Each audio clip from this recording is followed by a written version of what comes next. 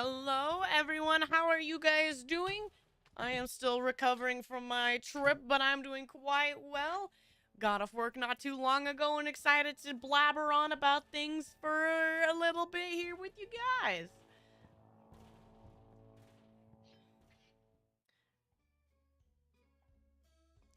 How was my shrimmoing vacation? Shrimmoing? Shrimballing? Shrimballing? I had a great time. It was great to actually have, like, a couple of days to myself, right? I had so long where it's just like I worked, I took a nap, and then I worked, and then I took a nap, and then finally Evo was my escape, my free time where I got to enjoy myself. So I had a wonderful time, and you know, it's the biggest thing that I look forward to every year. You know, it's the one thing I plan for. It's the one thing that I save up for sure to make sure I go to. So I'm very happy about it. So let's see, who do we have here? Eki, Ezekiel, Nightmare, Nether, Mossy, Tiberian, Raymond, Massive Legend, Berserker, Telos. Hello everyone, Cloudy. Good to see you guys. Tearing my hair out trying to get a quote on home insurance for a house in Florida built before Andrew. Oh no. I'm so glad I have not gone through anything like that. I've never had my own house. So I'm glad I don't have to go through that. But hopefully you'll get that figured out, Tiberian. I'm sure it's not fun. Are you satisfied with all the blondies? What do you mean by that? Like character announcements, or do you mean like what do you mean by that? Trying to stay awake? Oh, Nightmare, did you have a long weekend as well like me? How are you doing? My voice is still like recovering. My voice is still pretty coarse right now. A lot of yelling, a lot of deafening loudspeakers as well within the arena. But yeah, we got a good amount to talk about. I did not get to see most of the finals that were on day 2. So, I missed, I also missed Grand Blue on the 3rd day. I woke up too late to go see Grand Blue.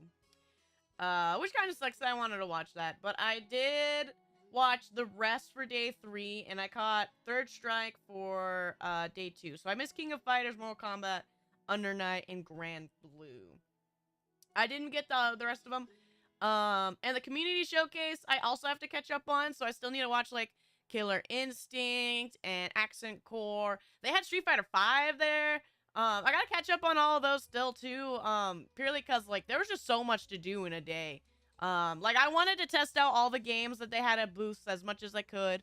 So I did miss out on a lot of stuff on day 2 specifically. Day 3, I do like that they had it, like, the convention hall was completely open instead of it being, like, on one arena. Like, so Evo used to be, like, in the Mandalay Bay for 2 days, and then the finals only on the last day, and then the con hall would be closed down. This time, because the finals were in the con hall, they still had the con open, so I took also some of day 3 to be able to try out, like, I used day 3 to wait in the longer lines, because I assumed they would be shorter, or the more exciting things people were waiting for. So I spent day 3 at the beginning, and when I missed Grand Blue, I used it to stand in line for stuff. When was Marvel? Marvel was day... Actually, I don't remember. It was day 2, I think. It was part of the community showcase, so it wasn't in the main lineup. I would have to go find the schedule. I do not have it on hand. What did I miss? Terry announced in the Blondie. I am excited for Terry. I'm excited not because of anything other than it's a new character. I already had my opinion that I tweeted out, but I am a little tired of guest characters, and I'm actually genuinely disappointed that Guilty Gear fell into guest characters, despite Daisuke saying, I don't know how long ago it was, but he did say once that he didn't really want to focus on guest characters, and he wanted to get all of his characters in his world done with. And we still, and then they brought in the lady from Cyberpunk with the newest announcement. And I kind of am lame. I think that's really lame. I was really hoping to finish up and get, you know, maybe Zappa. Maybe we could see Cliff for some reason. Justice. We got Dizzy coming back. We got Venom coming back. There's no Coom, no Jam. Like, there's no Jam. They didn't put Jam in the game, and then they decided to do guest character still. So I'm a little annoyed with Guilty Gear and their choice. And then Mortal Kombat's just like, they're always, you can't stop them at this point. But I will complain that I don't have any care for the superheroes at all that they chose. And then, who was the other one with guests? Oh yeah, and then Street Fighter with Terry and Mai. At the very least, they share a universe, so they don't feel as clashing for the guest characters. Because I think, if I recall, Fatal Fury and all that, like, actually technically share a world. If I recall correctly, I'm probably wrong. It's one of the SNK games share a world. So they feel less jarring, but they are still a disappointment because I wanted more Street Fighter characters. But hey, Heihachi's back. They announced Heihachi. But yeah, I'll go over all that, of course. Sad to say that I missed the dog stream. Life got in the way, but great to see you back. No worries, Eki. It's still there. I walked away from the hot dog stream feeling very sick, so, you know, it's a lose-lose no matter what. Marvel wasn't Evo. Marvel 3 was at Evo. It was part of the community showcase. I like the guests, but with no Zappa, it makes me think about it. No Jam, like no Jam, no Coom, like you said, no Zappa. Like, there's still characters they can bring in before they start doing guest characters. So like I said, it's a little disappointing. No idea what you're talking about, but I agree. Thank you, Massive Legend, for agreeing with me. Mortal Kombat needs Marcus Phoenix from Gears of War, and all will be right with me. I can see that, but I also still don't think I'm annoyed that Mortal Kombat is still doing it. Anytime you give a battle pass and 90% of it is not from the IP for the characters, it's a little annoying because when people have the legacy, right, of playing old fighting games, right? So if you played Mortal Kombat since the beginning up until the reboot, you always, you know, you could stand back and say, I had a main. The same thing you could say with Tekken. Same thing you could say with Street Fighter. You could say, I've always been a Chun-Li main. Tekken, you could say, oh, I've always been a Kazuya. But as soon as those slots that you're waiting for the character you've always known to be taken up by somebody you have, like, of an IP you don't care at all about, then it becomes, you know, genuinely upsetting for you. Because you're like, oh, well, this battle pass looks like, this, DLC pass, it looks like there's no Jade in Mortal Kombat. I guess I'm not gonna pick it up still. Right? Because you're just waiting for the one thing you care about. Which is always gonna be character focused. Fighting games are character focused, right? So when you don't have the one thing you're waiting for, it's a huge disappointment. I thought after VA death they might going to come back. Well, the one thing with Tekken is they reuse voice lines all the time, so they can still reuse the sounds that they make all the time. So they could do that too. A lot of the noises that the Tekken 8 characters make are just rehashed lines from 7. But Heihachi is sort of like, it's, as I was saying, if your classic character has been taken away, it can be kind of a disappointment, which is why they don't commit. It's why Bison's back. It's why Heihachi's back. It's why I would not be surprised if in the next Fatal Fury we see Geese, right? You could tell me, you could say, oh, in the story mode, they're dead. Doesn't mean they won't sell the game if they just back into existence, right? Just put them back. Put them back. Just put them right back there. I was hoping for Zappa, Answer. Oh, Answer would have been sick. Yeah, I would have loved to see the Answer, too. It's quite shocking to see a bomb reveal with the guest after Nothing Burger anime show-based character. I haven't seen Cyberpunk anime. I've heard actually good things about the anime. I have nothing against the character that was chosen itself. It's just the factor that it's a guest character is the thing that I'm annoyed about. It's the same reason why I was annoyed about it in Mortal Kombat, is I have no care for those superhero IPs. at all. No care at all. No connection, no nothing. So at the very least, like, having like classic horror movie characters, cool. Don't really want them, but cool, you know. At the very least, it's something recognizable. Old action hero movie stars, sure, not really wanted, but recognizable. But as soon as you start bringing in something that's so modern that it actually is gonna date the game itself at this point, it's kind of annoying. Geese would be insane. I hope so. Which I will go on as I show stuff that I took pictures of and video of. I'll talk about City of Wolves. I did get to play it. I also gave in. It did finally try. I'm not gonna call it the name. I did try Project L. 2XKO is still one of the dumbest names I've ever heard. But I did finally try it after what is it, 2 Evos where I refused to because I didn't want to wait in the line. This time they had more stations, and they also actually already have arcade cabinets made. So in the arcade itself, they had Project L cabinets that you could line up for and play too. So there were way more opportunities to play Project L, and I finally did play it. I only did it once because, again, I didn't want to wait in the line. But I do have some opinions to share, of course. I thought it was common practice to bring back dead characters in fighting games. Oh, 100%. That's why Mortal Kombat just reset it all. I mean, they still killed off, and they had the zombie forms of the characters. They had the Revenant forms. They could not commit either. It is a thing to just not let them die. I do find it funny when it comes to Heihachi specifically.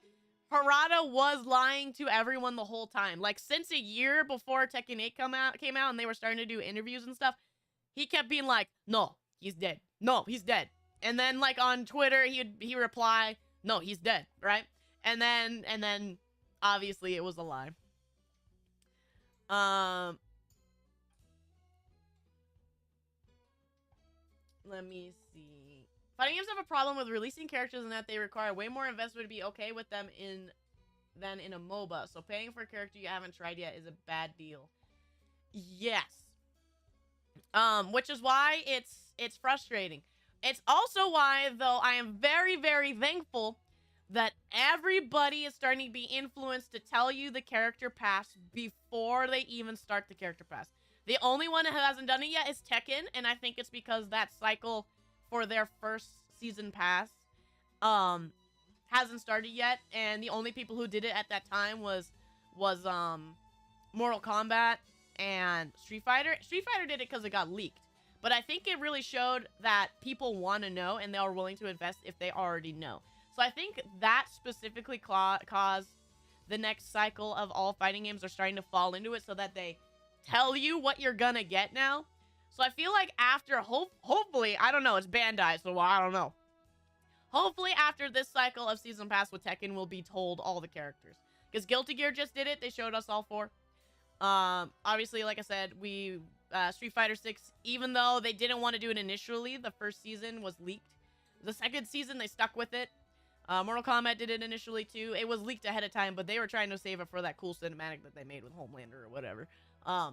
But I'm hoping it stays influential and everybody starts to tell us that these are the Season Pass characters. Because I think it's so weird that that just fighting games in general have been hiding them, right, for a while. Because if you think about it, like, if you buy a Season Pass, it's at least you'll be like, you know, they'll tell you a little bit of what you're getting still. In fighting games, it's like, you just know their characters and maps or stages, and that's about it. So it's like you're hiding the game, basically. You're hiding all content. It can be a little annoying. So I'm glad it's being changed. I need you to pick up your mind on the whole EVO expansion. Why do an EVO in San Francisco? Are they trying to keep Las Vegas as the world EVO in San Francisco is USA?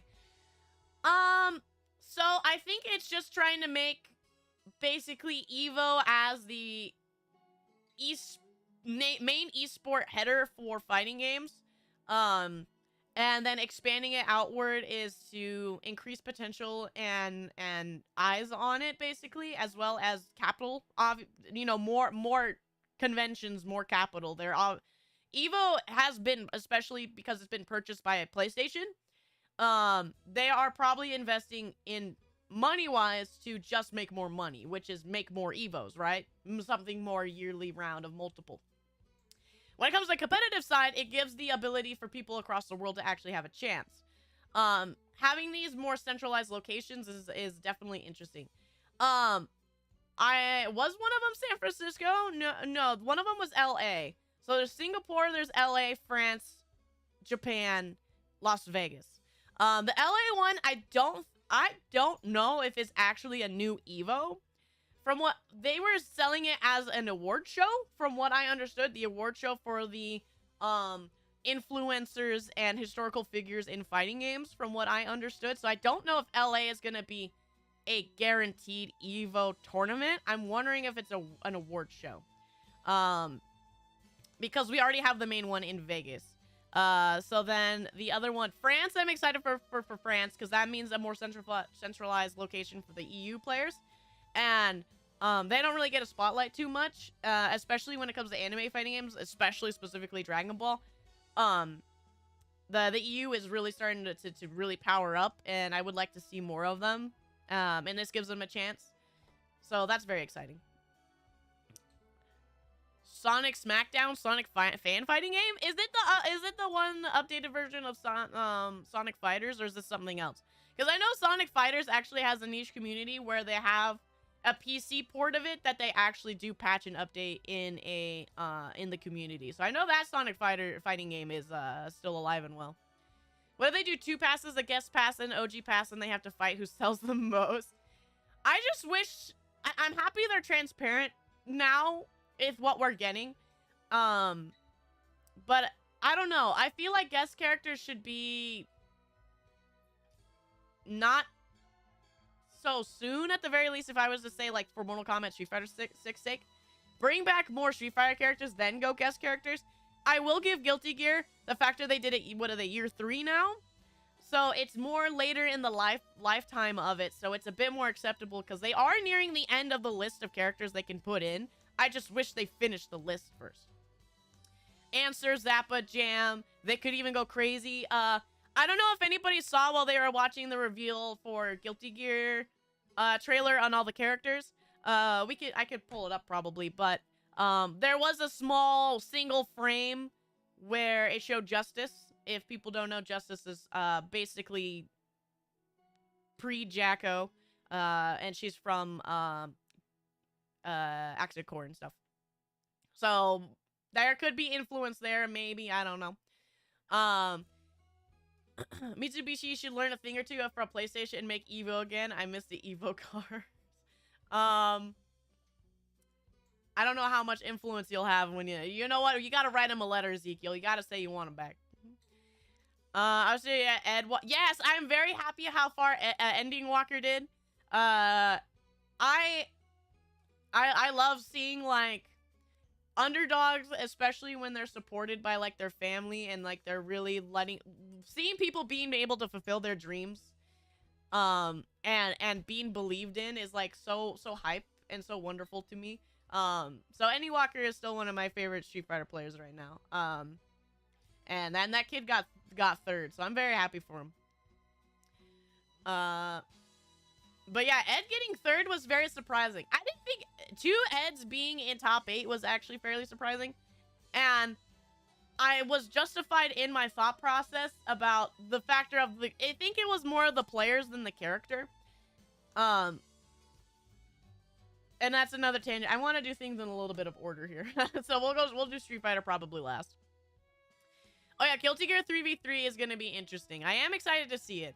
I don't know if it's going to... I don't think it's a tag system. I think it's like a King of Fighters system. That's my guess. But it's going to have a beta test soon, if I recall correctly. Why does Justice have a blue spike coming out between her legs? Because she has to assert dominance. Duh. Ezra are also fun to watch because of that huge energy. Yeah, the level 2 super is very, very fun. Tangents. I'm trying to be structured here. I'm trying to be structured. But let's see. I'll take us over to viewing some pictures and the video. Yes, PowerPoint time. It's just pictures. I just took a lot of pictures. Boop.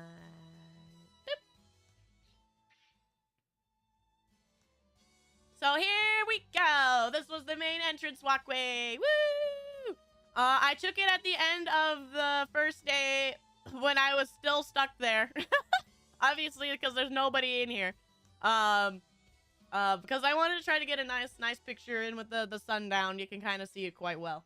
But yes, this is the main entrance to the Las Vegas Convention Center. It was very nice. I'm not used to it. I'm obviously used to Mandalay Bay. I wasn't around for it being in, what did it used to be? Like Caesar's Palace, and then before that it was somewhere else. So I don't even know if I can compare to that. But when it comes to Convention Hall itself, it was way bigger. Like way bigger. For how everything was spaced out, it was structured in a way where you could breathe, right? So in the Mandalay Bay, I don't think anything was like shrunk down. Like I don't think there was less of anything compared to it being in the old convention hall. But because it was in a bigger space, it made it feel like there was less. But there was so much space. You could breathe, you could walk without bumping into anyone. You could feel the air conditioning. Like there was like sometimes I would be cold and I have to put my jacket on. Like it was a whole brand new ordeal. It was way better. I have plenty of gripes with the finals and how they did it, but we'll get there when we get to there. There were no PS5 meltings that I know of. There were PS5s that were on fire when I would like sat down to play with people. But I didn't see any broken USB ports, no broken controllers I didn't hear anything about, so I did pretty well, surprisingly. Vegas in the summer is as bad as people think. You mean 113 degrees outside isn't that bad? I'm gonna have to beg for differ. I'm just gonna have to say no. If Guilty Gear did BlazBlue characters first, I would be ecstatic. Central Fiction specifically is within my top 5, probably in my top 3 fighting games of all time. BlazBlue characters, I love them to death. On my mobile controller, my little one, my snack box, I have a little Ragna keychain hanging off of it. I love Central Fiction. I love Ragna is a blast of a character. I love how many times how many different ways he can say damn it. And I play Susanoo. Susanoo is still one of the coolest things ever. I love characters with installs. He is a unique install. Like any BlazBlue character I would have gone crazy for. I want a new BlazBlue game so bad. But at the same time, I know Central Fiction's right there and I could go play it. But I also want it to be treated like Guilty Gear did and have something big and fancy like Strive, you know? I love BlazBlue. Wasn't one time in a school gym. Yeah, at the beginning he was lifespan, it wasn't like school gyms and stuff. There was one, yeah, Momochi's broken controller. That was definitely an interesting scenario. Such a great game series. Yeah, I really hope that something happens with BlazBlue. I know I think most of the team is working on Guilty Gear, but I'm hoping maybe the sales of the roguelike that happened not too long ago can influence maybe the want of at least the IP coming back, because the IP was just lent out to whatever that studio was that made the roguelike. It was not made by Team Blue. So we got more pictures of the signs. This was really cute. Right here, they also sold it as a poster and as a display. It has all of the previous winners in their like winning shots. So you can see the Angry Bird and Mena right here. There's L.I. Joe, Tokido. We got Sonify. Like we got all of it. There's Angry Bird again right there. It's such a nice Leffins right there, I think. It's such a nice poster. I like it a lot. Did not get one, but it's a very nice one. Very nice picture. It's a dry heat. It's not that bad. Granted, I live in SoCal, so maybe I'm just used to dry heat. Dry heat. I already had the tangent so many times before. Dry heat, I think, is more acceptable than humidity. I will agree with that. But 113 degrees is 100% unlivable. We're not. People are not supposed to be there. I know, isn't it? It's so cool. I like this shot a lot. Of this picture. Very cinematic. Like, seeing this as you walk in is so cool. It warmed my heart. Also presented by Chipotle. There was so much Chipotle everywhere. The whole controller fiasco is kind of expected with the PS5. Yes, the PS5 fiasco, I'm also not surprised at all. Especially because people want to stick with the controller they know and keep carrying it over, so they have to just get the new Brook adapter every time, basically. But it is annoying that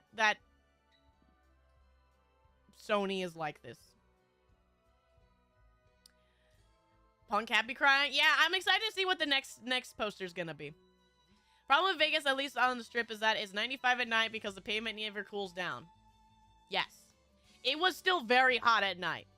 Like you said, it was 95. I think the lowest at night when I was like waiting for my rides and stuff, it was like 93, I think was the lowest. It was still very hot. Very, very hot.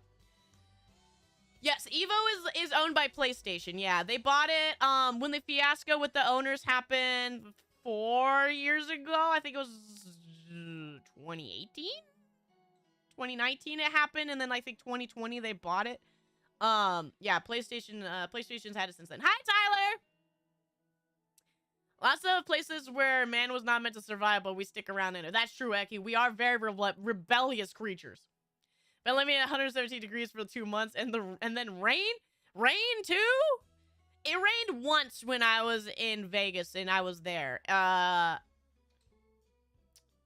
Didn't last long, though. I think it was on, like, that Thursday night when I entered town. It actually was, like, flood warning or something. But it was all dried up, I think, by the time I even got into town. Is Wizard in jail yet? I actually don't know. Don't know. I haven't kept up with them. Hi, Go Tanks! Yes, I am home safe and sound. Good to see you. Also, happy belated birthday. Also, Nightmare, happy belated birthday. Also, anybody else have birthdays I missed? Happy birthday. Unlivable challenge accepted. Sony got Evo for free. Basically, it was, yeah, basically, yeah. Sony bought it at a discount price because of the fiasco. Yours? Nether, happy belated birthday. Did you miss March? Some of it. Yes. Happy belated birthday, Nami. So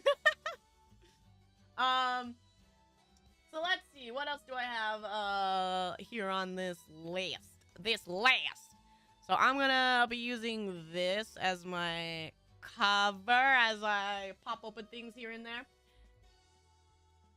We shall start from... So we had the entrance. Let's go for...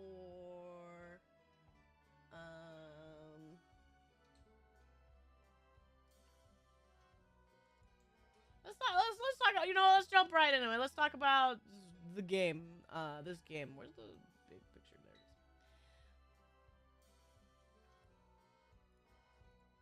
is. Let's talk about this game right here. It's still on my mind. I still have the pamphlet that it came with when you sat down and played.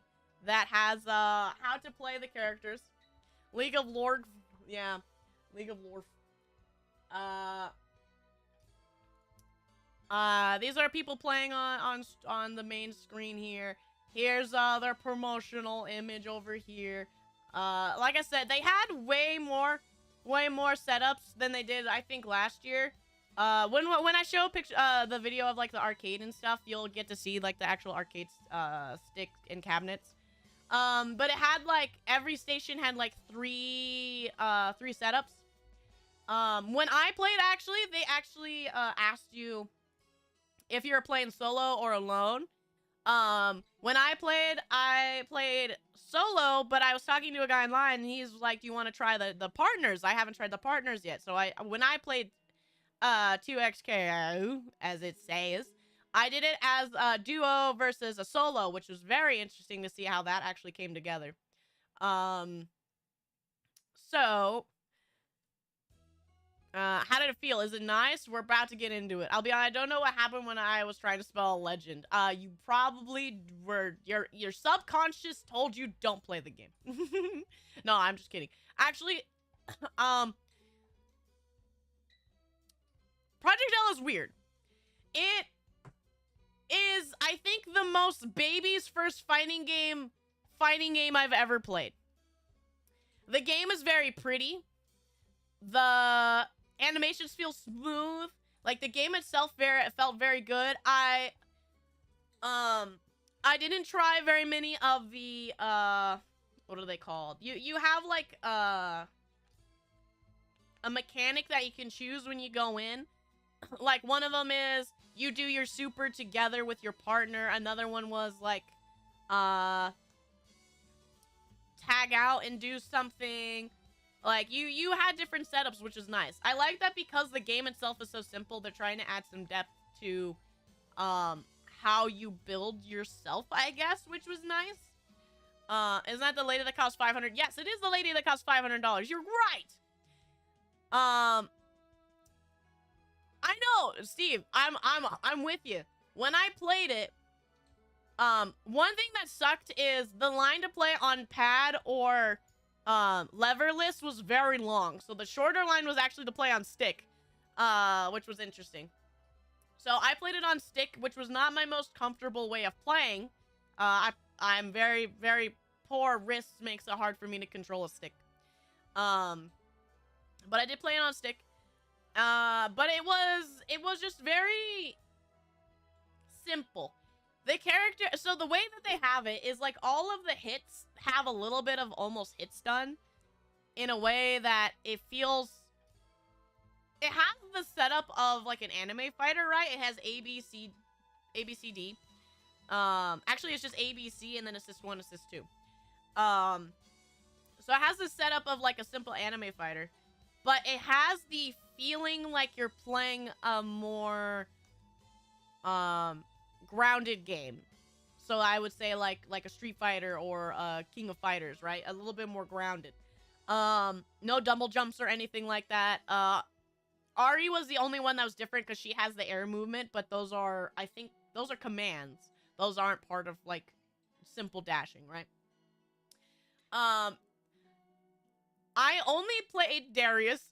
I did not play anybody else because I don't have any connection or interest in any of the other characters, so I picked with the only one I thought looked cool. Ilaoi was the other one I thought maybe looked cool, but I only got you only get like 2-3 games when you play, so I wanted to try to see if I could learn a little bit of Darius, so I just stuck with him. Big Chunky, he felt very, very nice, very, very satisfying. His hits felt like they had weight.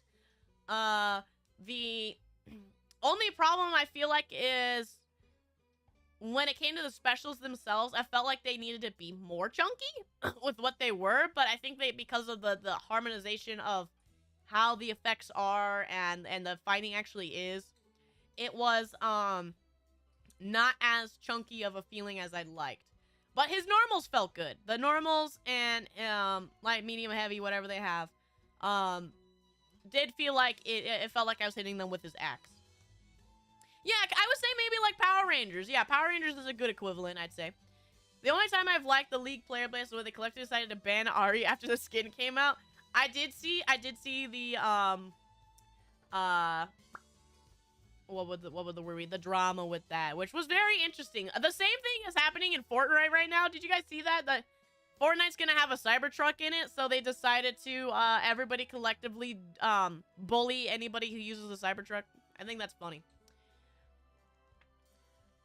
Yeah, 2XKO sounds like it would be cool if you were a kid. How many Grand Champions did you win? I did not win any. I did not win anything. But the character, specifically, I can only speak on Darius, because I only tried Darius. A friend of mine tried Ari and Yasuo separately. I wasn't with them at the time. So I can try to get some more opinion on what they think, but it was probably the most simple fighting game I've ever played. I always think that, like, DNF Duel was simple. Dragon Ball is simpler because it has the auto combos. But this is, like, the babiest fighting game I've ever played. The babiest. I was able to figure out combos by literally just guessing, right? Because it's only 3 buttons and assist, 2 specials and assist. So it was so brain dead easy. I don't know if maybe like something like Echo will be more complicated because he has the time stop mechanics and stuff, kind of like Axel and Guilty Gear, right? He's got time stop stuff. But I was doing wombo combo super cancels just fine within 10 seconds. Like, I never felt like I was having any trouble. And the thing I still think is interesting about this game is it still has modern mode. Like, will have modern mode with 1 button, you know, combos and stuff. So it's interesting that not only is the base game itself kind of baby of baby, it's going to be even more baby of baby for people who just start. Fun fact, raccoons have been trying to break into Cybertrucks because they confuse them with dumpsters. Yes! I've seen that, and I'm cheering them on. It is so funny. And I really want to get on-ground opinions on that. We gotta contact Sloofy, the raccoon man himself. I need to see what he thinks about that. But also, Warren, thank you so much for the 15 months. It warms my heart to see you for so long. Thank you. Cheers to many more, my friend. Dynamic mode, I wouldn't be surprised, but obviously that won't be legal. My main thing is I do like that every character basically has a passive. I'm assuming they're all passives from League of Legends, like Darius had wounds, as I'm reading it. So he does more chip damage, more block damage if they're wounded. So that's kind of, from what I understood of what I was told, is that's kind of trying to take the idea of Darius's playstyle and build from League and put it into the character. So I do like that characters are still keeping their uniqueness from the game they're from, but also, like, the uniqueness is influencing how you play and what you play. It's a really neat way to do it. I actually really appreciate the factor that every character isn't just, like, just different combos. They have a different rooted play style, which I am actually intrigued about. Quite nice. Darius has a bleed passive, and his W gave him passive armor and penetration. Yeah, so hitting Darius or his teammates removes his debuff. So if you punch him, the debuff the debuff falls. But if you keep up the pressure, you do tons of chip damage. So he seems pretty cool. And the Echo has, like, the time stop, the slowing projectile stuff, the after images, all that. Ari, like I said, had the air movement and the fireballs that, like, put you on fire. I don't know anything else about these characters. Like I said, I mainly focused on Darius, and I talked about Darius with, like, the people there. And they told me about what that character was about. Yasuo, I don't know anything about him. Ilaoi, I just know she's got tentacles that, like, stay on the screen. Which was very interesting. So when she lands certain attacks, the tentacles stay. And, I don't know if she controls them. I didn't try it. But from what I saw, it mainly like, they're all passives, right? So I think it's when she hits you with something, it causes more combo potential. So I think she's kind of like a snowbally character. The newest character, Braum, I didn't even remember seeing on the screen when I chose characters, so I don't even remember if he was available. But the game itself, I'm mainly intrigued about it, of how it's Riot. They're going to lean into competitive nature of it, right? So I'm mainly intrigued of how they are going to make the format of it. Is it gonna be 2v2? Is it acceptable to be 2v1? Like, or is it 1v1 and everybody's single, you know, personal skill level? Like, it's so interesting, especially because when you 2v2, you have to have communication, because the assists, you don't summon assists, you don't switch out, your partner does. So if you're dying, your partner has to actually be the one to save you in all situations. So if you need the assist with a combo, your partner has to know your combos. They have to know. If they feel like they want to help you continue your block pressure, they have to know. You have to say it, if anything. Like, it's interesting, and I kind of do want to see how the 2v2 format goes. I will always stand by that fighting games I like the most because they are individual skill levels, and I will always deem, no matter what it is, if it's 1v1 or it has the option of, like, Guilty Gears having 3v3, the 1v1 will always be the optimal choice in the main competitive format in anything, even if they add anything more to it of another player. In my opinion, because I stand with the whole, like, individual skill level. And I think that's what makes fighting games, because it's on the individual. But I am interested to see if they put in... I'm assuming they will be putting in the 2v2 format as some sort of competitive side of it. I don't know if it's going to be the main or not. So I am interested to see how that format goes. Yasuo has a stab, and hitting it twice in a row made the third one throw tornado. Okay, let me scroll or open my booklet over to Yasuo and see what it says. Yasuo can utilize Calm to perform powerful actions. He can cancel into his stance from any special attack. Yasuo's Wind Wall destroys projectiles, and he can hit it with Special 1, Special 2 to convert it into his own projectile. Okay, so he has reversal projectiles and stance canceling. So I don't know if that sounds like Yasuo to you. I did not take notes. They gave me a booklet. It has, the characters that were playable. It has their small blurb of how they play, their move list, and their passive exclamation, and how their game, like, in a little bit of their gameplay. Exclamation. Yeah, communication, it won't go well at all, huh? What if the whole thing is just another one of those elaborate high-quality trailers for their garbage MOBA? I wouldn't be surprised, but Project L has big names behind it. And I'm not talking about, like, it's Riot Game, right? I'm saying it has specific names from the fighting game community behind it who are making it.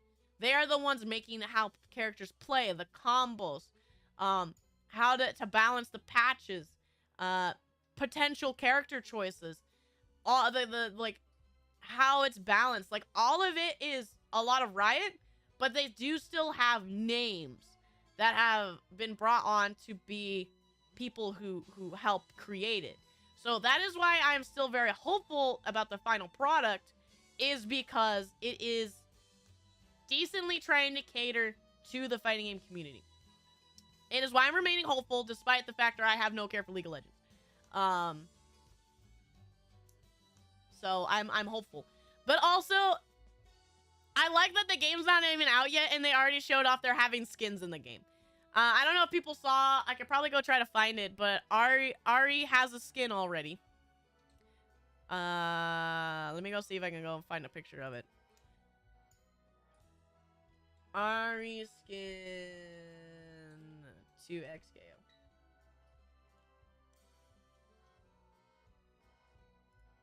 Yeah. Is there a better picture somewhere?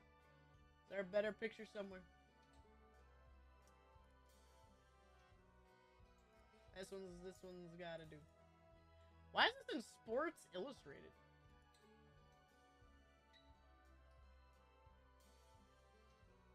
Alright, here you go. Like, they already got skins.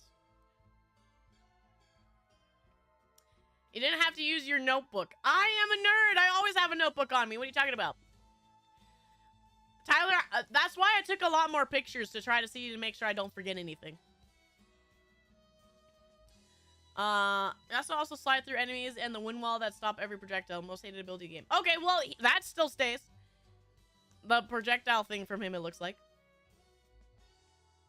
I've heard them say they won't have people paying for characters, so I won't really care about the skins and stuff. That is one thing I'm hoping for, Nami. If we don't have to pay for characters, I don't care. I won't care at all if it's just cosmetic, per usual. But I do find it funny they're showing off skins before the game is out. Like, I want to see who we get to play first.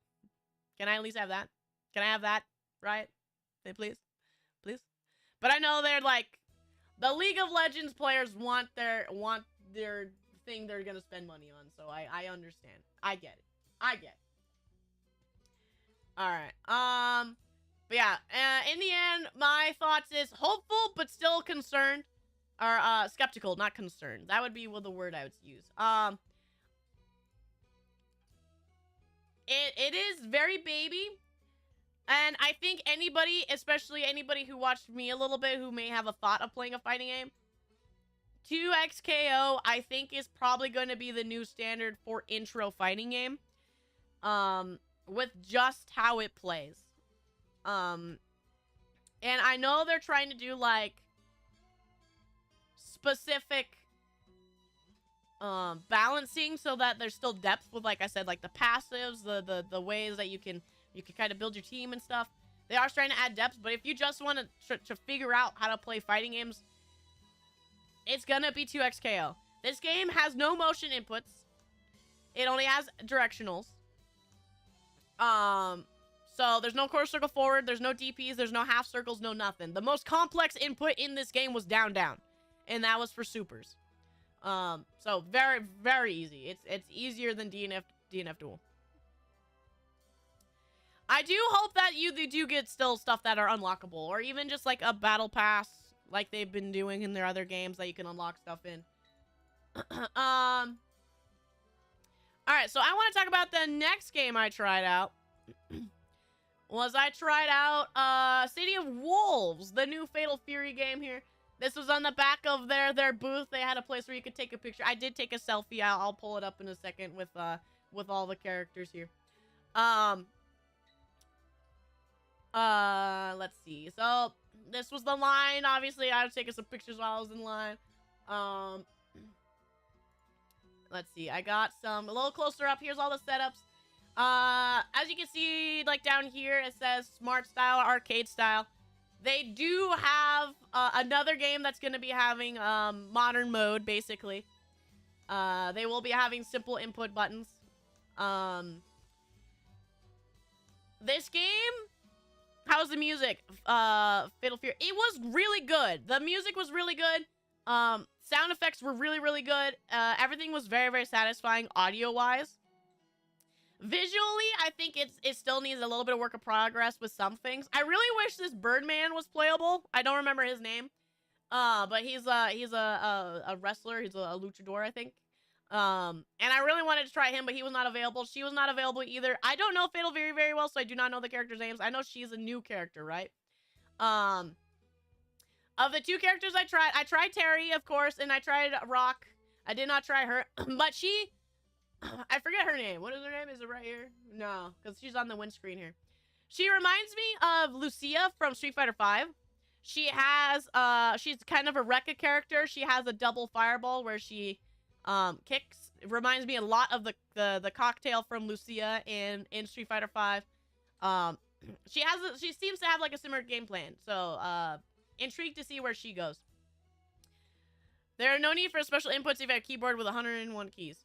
I think special inputs add complexity to the game and skill level to the game, to which it adds a sense of also accomplishment as well, as once you finally figure out how to do the motion inputs.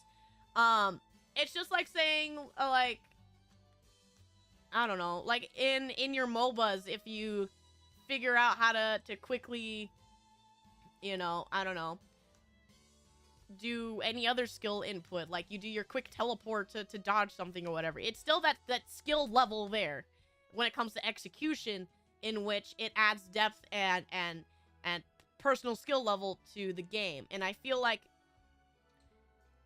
I will like a game less if it does not have motion inputs, because it adds a level of skill and execution to the game. Whereas if they don't, it becomes very boring to me. It becomes empty. So I will always prefer motion inputs. Hi, Soren. Good to see you. Now these characters I was looking at were in my gacha game. I'm sorry. Wait, you didn't have Terry or Rock, maybe? I do not know her name, but these two no. This lady and Birdman were not available. This guy, whose name I don't know, Rock, Terry, and this guy and this girl were the ones that you're able to play of the 4 characters. 1, 2, 3, 4, 5 characters. I can count. Oh, you're McBernstein. Hey, McBernstein, good to see you again. I'll make. Do you want Soren then? I'll call you Soren. But excellent to see you again. How have you been? Control inputs give a sense the character does, like a charge force. You press backward, DP force. Yeah, it gives. It also, in my opinion, like what you're saying, it gives control to the character. It feels like you are piloting the character. When a control, when the input is, say, a DP motion, and it has that down forward, forward, down forward, forward, right? I'm so used to doing the motion, I don't actually know what it is. Like, it feels like I did the Dragon Punch, right? It feels like I did the motion of the forward.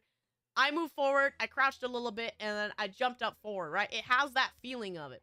I feel like if you take away a character personality, too. Yeah, I want to play Birdman. But he was not available. I played Terry and I played Rock. I thought I was gonna like Rock more. But I actually am. It turns out, guys, I'm a Terry main. I should have known. It did make me a little bit more excited for him in Street Fighter because I did actually genuinely enjoy playing Terry. So Terry has all the classic inputs. He's got DPs. He's got forward circles. He's got half circle. Quarter circle for his supers and stuff. Rock did not have any DP motions, so he felt a little naked when I played him. But he's interesting because he's a running stance character. So stance is being used as his running stance. So he enters a running active forward motion, and then you can press a button and he does something like a low, a grab, a mid, whatever. He was interesting in that, right? But Terry was more grounded in what he did. Very, very classic fighting gamey, right? He had a fireball, he had a DP, he had a tackle, and he had an overhead special where he flips over and hits you in the head. Very, very satisfying. I actually genuinely like this game. I like this game more than I did, of course, 2XKO. The game itself felt way better to play than that game. It had, like, when you get counter hits and stuff, it had a way satisfying, like, crunch when you hit them. It felt really, really good. The game also rewards aggressiveness, as I quite enjoy the way that the modern games are going. The EX moves basically in this game were free. They're free. You use EX moves to build up the rev meter, what it's trying to say here, right? And it really rewards you for staying aggressive. If you get hit or if you block too long, your meter starts to deplete. So it's literally you're revving up. You are pushing forward, and then you get like your ultimate basically when you get that meter full. And it's a lot of fun. It's obviously it's still in the oven. I'm just gonna say that. The backgrounds and stuff were not fully fleshed out. Some of the character models like still had some work that needed to be done. It was very, very obviously not done at all. Which I don't even think this game has a release date yet. If it does, I think it's only like 2025, right? Early 2025. Still a lot of work to be done, but what I played was a lot of fun. I usually don't care for games when they are not, if they're not an anime game with, if they're not anime and 4 buttons, I usually don't care too much for them. This was my first time actually playing a SNK game in general. I haven't even played King of Fighters. And the 4 buttons were not as bad as I thought it was gonna be. It made sense right away. I didn't feel lost. It was very weird that it went only light to heavy. There was no mediums, right? So it was interesting how to play around that. For my knowledge of being a Street Fighter player. But it still like came together quite nice. Very decent juggle heavy game too, so it didn't feel like I was limited with the 4 buttons. It did feel like I was still actively piloting and fighting. Whereas if I were to compare to 2XKO, despite the fact that this game is a 5-button game for Project L, with the 3 normals and 2 specials buttons, it felt very empty, I'd say, was sometimes with the combos, because it'd just be like, me, I'm a heavy special, there's a special, let me continue, then I would do like a medium, and they would hit in the air, and then I'd do my down special, which my Darius then hooked him down on the ground, and then I continued on. Like, it was very empty. This one, it still felt like there was execution in it. I felt like I was piloting Terry. And like, all the moves when I hit, they felt like they made sense to continue on with the juggles. Like, there was very significant, like, bounce back against the wall to notify me that I could continue the juggle. The screen would, like, freeze and shake, and they would go in the air, and it was very visually well executed in how I could tell that I could play the game. And that felt way more satisfying than Project L, to me, because it felt like everything made sense from just watching it. Project L makes sense from watching it because you can kind of space smash and you get stuff done. This one was, I watched somebody play Terry up here while I was in line, and a little bit of, and Rock. So this stream right here is for, another station where you're fighting to win a prize. So these people were actually trying and learning, getting back in line, and they were playing multiple times. So just watching a Terry play, I was like, oh, I immediately know how he plays. I know how to do combos. I know what to do. I watched a Rock play. I immediately understood. I understood that using this specific special move caused him to juggle in the air, and this was like, it is simplified, but also still had depth. And it was very, very nice. Small jumper rolling. It has running. And from what I could understand, the running did let you run through them on knockdown. But there is a dash button. You should definitely play King of Fighters. I want to play King of Fighters. I do not own the newest one, so maybe when they go on sale again, I should. Especially because they announced 2 more characters for King of Fighters. So they're not letting King of Fighters die yet. Even with Fatal Fury coming out, they still have a lineup of more characters, more stages. So I definitely want to try King of Fighters. Fatal Fury is famous for its mobility. It does have a dash button. There may be a hop, but I couldn't tell. I do like it rewards defensive play as well. There was perfect blocking and like just defense. You can kind of see it right here. Just defense. But it did still feel like I had a fighting chance when I was blocking. So it didn't feel too bad, despite the fact that it is an aggressive game. From what I could tell, most characters also had a reversal. I don't know how it's gonna be with like when a grappler comes out. It will be very interesting to see. But all the characters they had out here, of the 5, I'm pretty sure all of them had a reversal, so you could always escape if you just read them right. As well as, you know, get one sweep, one knockdown, you could just run through them, change places. It didn't feel like it was too overwhelming as well when it came to defensive play. It will be more interesting when I see it with people who know more of what they're doing when it comes to Fatal Fury or even an SNK game. Because, like I said, the rev system full throttle right here, all in caps. It's very, very rewarding for aggressive play, so it's going to be interesting to see how it actually stems and rolls out. Found a list of Fatal Fury games. Where's Duck King? I don't know, but I wish he was here. From what I understand, the previous Fatal Fury Wolf game, it was like 1999, 1998, so this is the newest of Fatal Fury in a long time. So it'll be interesting to see, because they've mainly been, King of Fighters has been there like bread and butter for a while. But I am excited to see who actually gets put into this roster of all the classic characters. I also find it very funny that Terry is like the face of SNK now in general. I don't even remember the name of the actual poster boy of Fatal Fury. He has the white headband, right? I'm surprised that he's just nowhere. He's gone. He's gone. He's just dead. So yeah, I have genuine hopes for City of Wolves. I liked it way more than I thought. I was very skeptical of this game, but I went in thinking I'm not gonna like it, and I walked out liking it. League of Legends or 2XKO, I walked in expecting to hate it. Walked in being hopeful, or walked out being hopeful. So at the very least, I'm excited for the future of what we got around here. yeah, King of Fighters has like everything put into it, right? Like everyone from all their franchises, right? Of SNK in general. Yeah, Fatal Fury Whiteboard.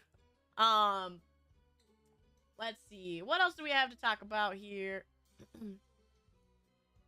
Oh yeah, here's a quick layout of what the map. Here's what the map was. So, you can see in the corner in this picture here. This is where all the stations are for the tournament actually being played. Behind this, actually directly where I was standing, is where the community showcase was. So we are right here. So the map is like right here where my mouse cursor is, and then community showcase right here. So all of this was the main tournament play, and then this was the community station. So I think it was like this corner was like these two was like Central Fiction.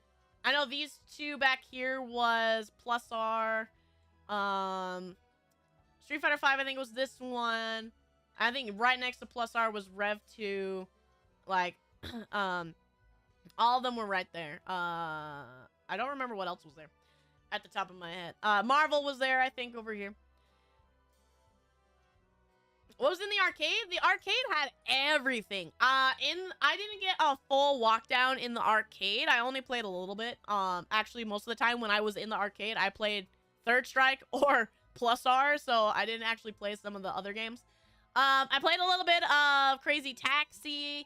There was a like trucker driving game I tried that I thought was funny. It had all of your DDRs in it. It had the Miku Project Diva in it. What else did it have? It had everything. And all of the old fighters you didn't think. One of the fighting games I tried out was an old PlayStation game. I don't remember what it was. It was a 3D fighter, and it had Final Fantasy characters in it. It had Tifa and Cloud in it. And I don't remember the name of the game, but it's like an older fighting game. But I tried a couple. There was, what was it? There's another one that was a Japanese-only game that has a small community on Discord that was there, too. I always forget the name of it. Has anime characters in it. Has, like, the Sword Art Online characters in it and stuff. That one was there. There was everything there. There was an arcade version of Rev 2, of Strive. Which was always funny when you see the arcade versions, because when there are the arcade versions, the cabinets haven't been updated, so it's like old. It's not even. It wasn't even Rev 2. I think it was just Xrd, if I recall. The cabinet was just Xrd, and then the Strive one was like Strive Season 1. So it was like their old patches too. But was there Sailor Moon? I do not think so. I didn't get a full walk of all of the cabinets because like I said, there was so much to do and not a lot of time. Crazy Taxi mentioned. I did play Crazy Taxi. Yeah, Cloudy, I'm glad you guys are enjoying talking about my trip here. But this all right here, the arena, if you can see this yellow wall right here, it's directly behind this wall. It's like wall, and then there's a big black curtain, and behind the curtain is the entranceway. So half of this convention center was all fighting games, and the other half was like convention, right?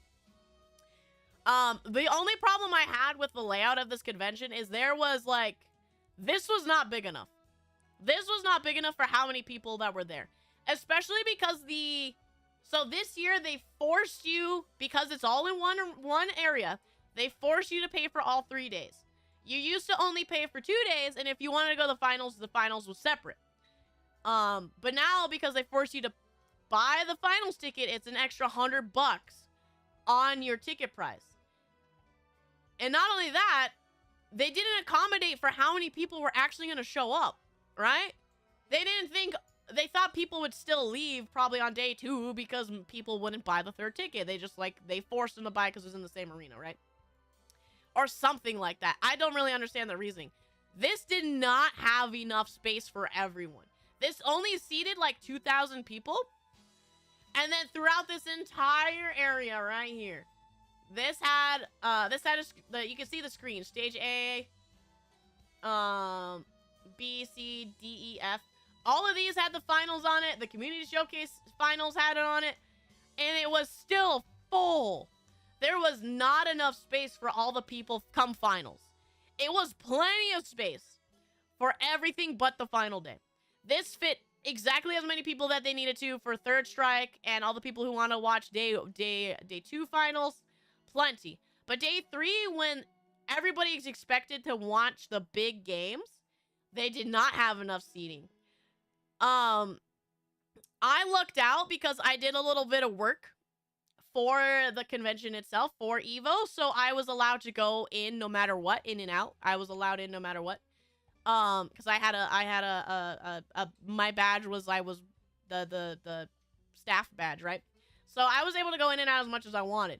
But anybody who was just there to play, right, to watch, just your basic Joe show, 90% of the people who showed up, they were not let in because it was at capacity, and the fire marshals and stuff and the fire station were like, this is dangerous, no more people in here.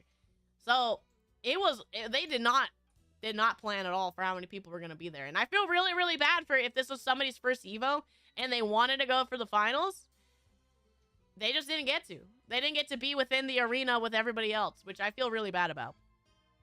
Which even at the finals, at Street Fighter, which is the last one, so everybody's already closing down. The last one, everybody wants to come sit down. At Street Fighter, they made an announcement before they started saying, hey, if you didn't come to watch Street Fighter specifically, maybe you should go home so that the people who want to watch Street Fighter can watch it. And I found that hilarious, because that's your fault. Yeah, some people missed the finals, yeah. At the very least, missed the finals in the arena. They still had all of this out here. I think they were also playing it on the spare TVs out here, like at the lounges and stuff. But I feel really bad. They didn't get to have the arena experience, and I feel really, really bad about that. Exactly, that, and then they made you pay for all 3 days is why I think this was very poorly planned. I thought that was terrible. I felt really bad for the people who just weren't allowed in. And I hope they figure that out next time. Maybe more seating, maybe. So this had lots of space. Like, there was still a decent amount of space. Day 1 was kind of packed, but throughout it, there was still plenty of space to walk and stuff. So maybe they can, like, squish Artist Alley and all this back. Like, over here at the free play and the free consoles over here, there was so much space. So much just empty space within this area right here that they should just squish this all together a little bit. And maybe Artist Alley, move it back a little bit with it and just move everything back and add a couple more, like you could make some space to add another row of seats maybe. Cramp everyone? Yeah, maybe. They definitely could have figured something out, I feel like, but they didn't. So, like I said, I feel bad for some people. If you're gonna force me to buy a ticket, I'm going whether I planned on it or not. I'm getting my money. Exactly, Tyler. That's why it sucked. So, the only, like, caveat to it is with the third days, if you're forced to buy the third day, these were all still open. Like, the convention part of it was all still open. All of these closed down by 9 or 10, which is about an hour or two before this main event ended.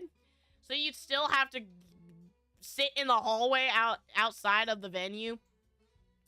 I feel like, or just stand and watch the screens, because if you wanted to, like, go shopping or something, it was all over, right? If you wanted to utilize your free time, all of this closed down.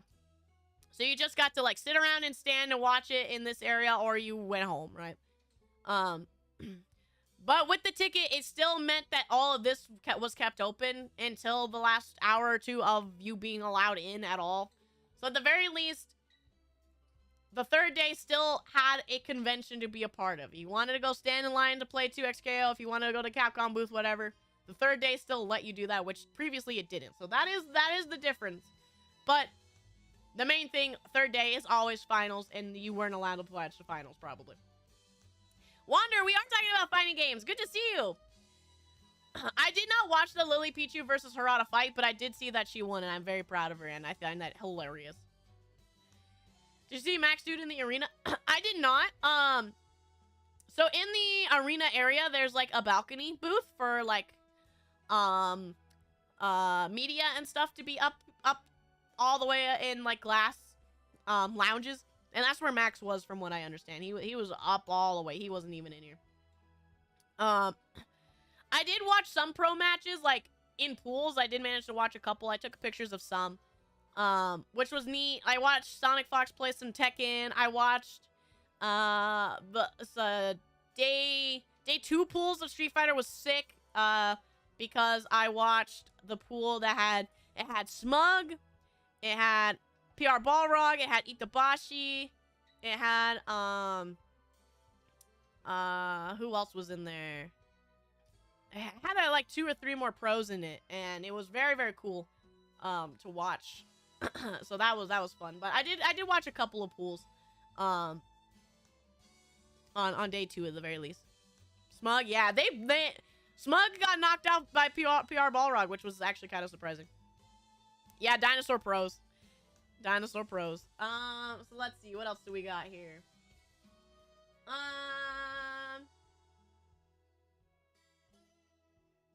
Oh yeah, I don't know, like, the true nature of these cabinets, but I thought they're super cool.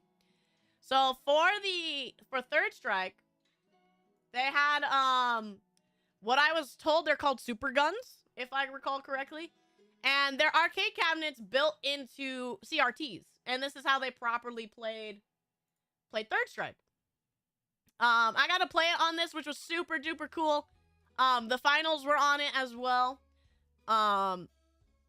Even like the speaker, so you can see, like, it even has the Evo logo. So these were made for Evo, which was super, super sick. Playing on this was so fun. I really, really enjoyed my experience playing Third Strike on this specifically. So most of the time when I played Third Strike, it's been on, Fightcade, which is on PC, or I've played it on the occasional cabinet I may find in the wild. I know there's an ice cream shop I have, like, 20 minutes away from me, all the way in town, that has a Third Strike cabinet, and I've only been to it twice, but they have a Third Strike in there.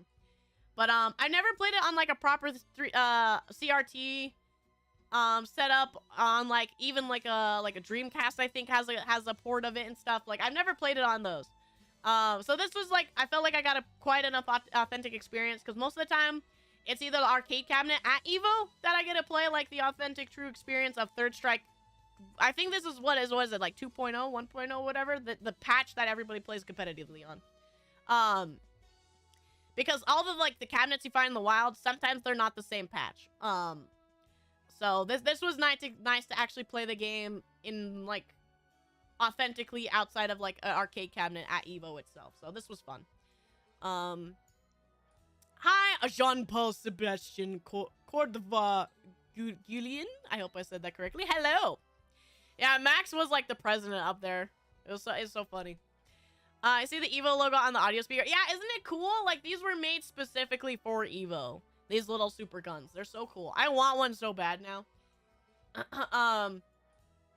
Like, the start buttons are here, the power buttons, volume's here, and this is where you plug into your controllers. And I got to play Third Strike authentically on my leverless controllers, so it was nice. And for those who don't know, I play Alex in Third Strike. Not a very good character, but I love the character so much, and I hope, again, why I'm a little upset about Street Fighter 6 having guest characters, because I want like Alex in the game, right? So there's that. Alex, of course, he's blonde and he's buff and he's shirtless. Don't look at me. But yeah, Third Strike experience was super duper cool. Let's see here. It is a chunky old thing. This thing is super duper chunky. So there was, of course, also some other booths. I'll show them real quick. I did not play anything within the Mortal Kombat booth. I didn't bother, but it was there. It was there. I think you got to try out Takeda in here. I'm not quite sure. I'll try to zoom in. That looks like Takeda's icon. So I think this was to try out Takeda in the next DLC character coming out. I didn't care much for it. I just moved on. I'm still mad at Mortal Kombat. I'm hoping they fix it in the future, but yeah, I'm still mad at it. The booth itself was nice. It was very, very pretty.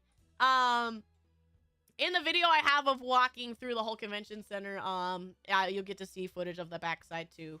It is a very, very nice booth. It's pretty, but I'm still mad at it. Oh yeah, we just hate the current state of Mortal Kombat. That's all there really is to it. Let's see. We also had,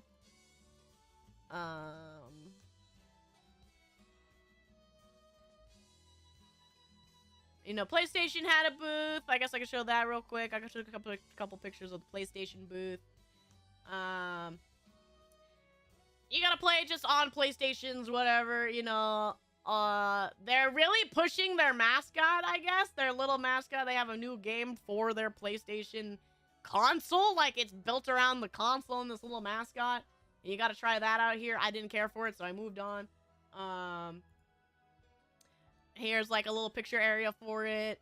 They're very proud of this little guy. These are the Slims. They barely look different, but I thought I would mention that. I don't know what that is. That's their own portable version thing, I guess. These headphones were on every setup. Every single setup, because obviously it's owned by PlayStation. Every setup had these headsets right here. Didn't like them. They suck. Don't buy them. Audio is okay, but it's just the design factor of it. They're not very comfortable, and they're a little annoying. Don't get them. Hi, Redacted! I did not win. I got my butt kicked. Yeah, their new sack boy. Astrobot is cute, but I still don't like PlayStation for many reasons. Oh, yeah, I don't blame you. PlayStation's greedy corporate garbage, of course. But these are the Slims with the disc drive. They look okay. They definitely look thinner if I go and look at my PlayStation 5 on my shelf that has one game. Yeah, just, you know, there's PlayStation for it, I guess. At least try. I did try. Did not get far, though. That's what happens when you work a lot and you don't get to play fighting games. It's just, you kind of fall apart. I did better than I thought. Every time that I would play, I mainly got my butt kicked, but I would still get rounds or games, but I never was able to come out in like a 2-0 or a 2 out of 3 scenario. When I played with people, because, you know, you always ask to play next, right? So I would be like, you do the 2-0, and then you ask to play next, and then you swap. I never was able to stay consistent, because I just haven't played. I was a little bit more consistent in Tekken, since that's more recent of a game I've played. But I still was like, I couldn't remember combos very well. I barely remember Lars's strings. Like, it was messy. Let's see, what else do we have? What else do we have here? Oh yeah, I did a walk of it individually, but there was the Stick Hall of Fame. I'll have that in the video when we show up. This new Kwamba controller I'm kind of excited about that we could talk about. So as you got, this was shown in some commercials during it, and then if you watch the streams, you'll see some of it pop up. This it has a slightly different layout than a hitbox, so it's not like copyrighted by hitbox, so they're safe from that. As you can see, everything's a little bit not as inwardly curved as a hitbox. Everything's a bit more flat. More buttons, of course. But the main thing about them is they're hot swappable. So it's a fully customizable leverless controller. So the buttons you could change out on the fly. You could and inside they use computer keyboard switches. So on the other display, which I don't think I got a picture of, you could, like, it had every single switch that was compatible. It had box switches, it had linear switches, it had clicky switches, it had blues, reds, silver, it had all of them. All in a case to display that it could fit all of them. So very excited about this. Because in my main controller, my main big heavy one that I don't really use anymore because it's so heavy, I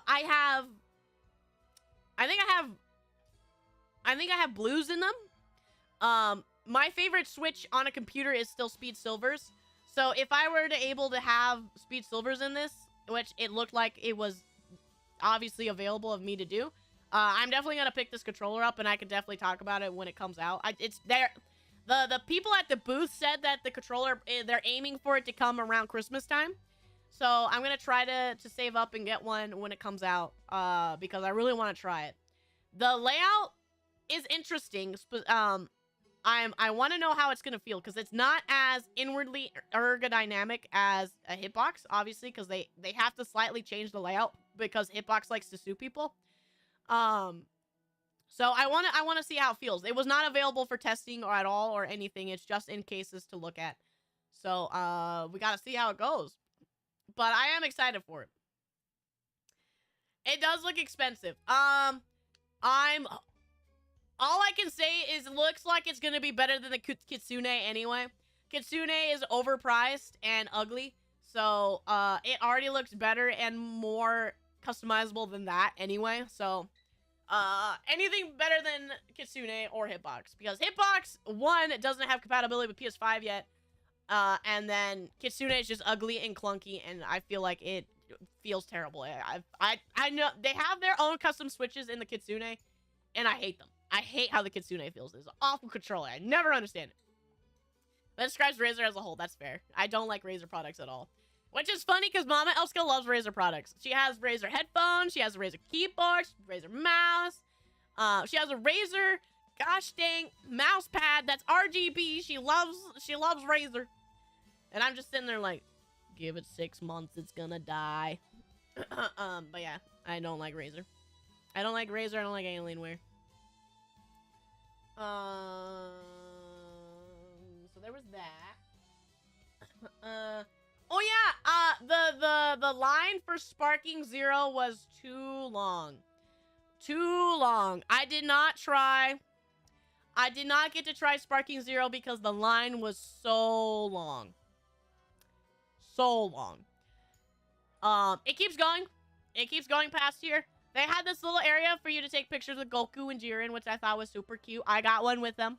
I'll show all my pictures in a second, but I got one with Goku, and this line was just super long, and I wanted to play it, but I kind of made the choice of either I play Sparking Zero, or I go play 2XKO and City of Wolves, and I chose to play the 2 over the 1. I'm gonna be getting this game anyways. Dragon Ball.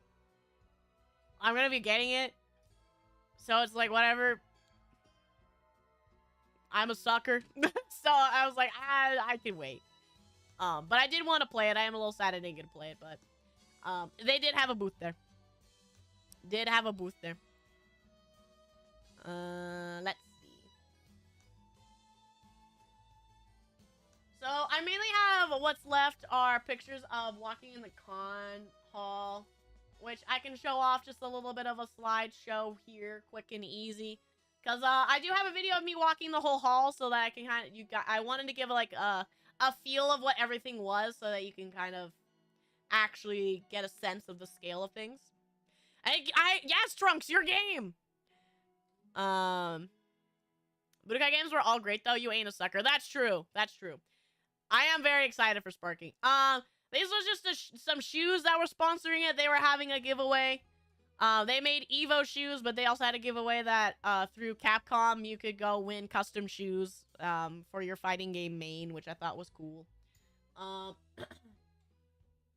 Let's see. Here's Street Fighter at the main screen for it over in the middle of nowhere, I think. I cannot see who. Oh, El Chicote is playing. That's who's playing. If you see a Lily, it's probably El Chicote. I don't know who they're playing against right now, though. My picture is not great. And then we have more of the walkway. We can see commercials over here, but Mortal Kombat's over there. Over here was, I think, Under Night. More Street Fighter over here. We see somebody cosplay as Terry Bogard. Let's go. See, these areas up here is where Max was. So they have a couple of these throughout the whole convention. As you can see, it keeps going over there and over there. The one that was in the finals room is where Max was, if I recall. You can see this one that says Killer Instinct right here. I think that's Ultra Fiction over here. Plus R was over there. Rev 2 was like over here. Street Fighter 5, I think, was the next one over off screen. So this was the community showcase area. More community showcase area. This is like the free play area. Again, see how much space is here? I feel like they could have scoot this in all closer to the wall so that there could have been more room at the finals. And there's, I think that I took this on day 2, so I think this is, a finals going on over there. I don't know which one it is. But there's just so much space here, and they could have just easily scoot this all back and made some room to make at least maybe like some more rows at least in the middle for the finals. But this is bring your own controller, so these are already put up PlayStation 5s that you could sit down on, and then free play behind it, so that it had just the monitors that you could plug in your Steam Decks or your own PlayStations or your Xbox to play. Here's more of the free play area. Artist Alley is over here, obviously. Yeah, Max, dude, he was up there. He was like the king of the castle in that. It was very funny. And the memes that came out of him taking a picture up there was very funny.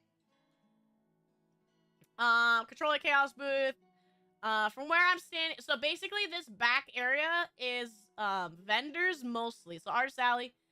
And most of the vendors, I think only 3 of them were like every Joe Schmo stuff. Like, one of them was, like, you expect at a convention to be the one that has, like, all the plushies, like, the mass-produced plushies, overpriced used retro games. Like, one of those booths were there. But the rest of them were, like, Arcade Shock, Paradise Arcade, Hitbox, Razer. Like, they were ones you would hope to be there. Oh, yeah, so this is one of the pro matches I got to see. Oh, yeah, it had Kaba in it. Kaba, Itabashi, Stupendous, another person here that I know. Oh,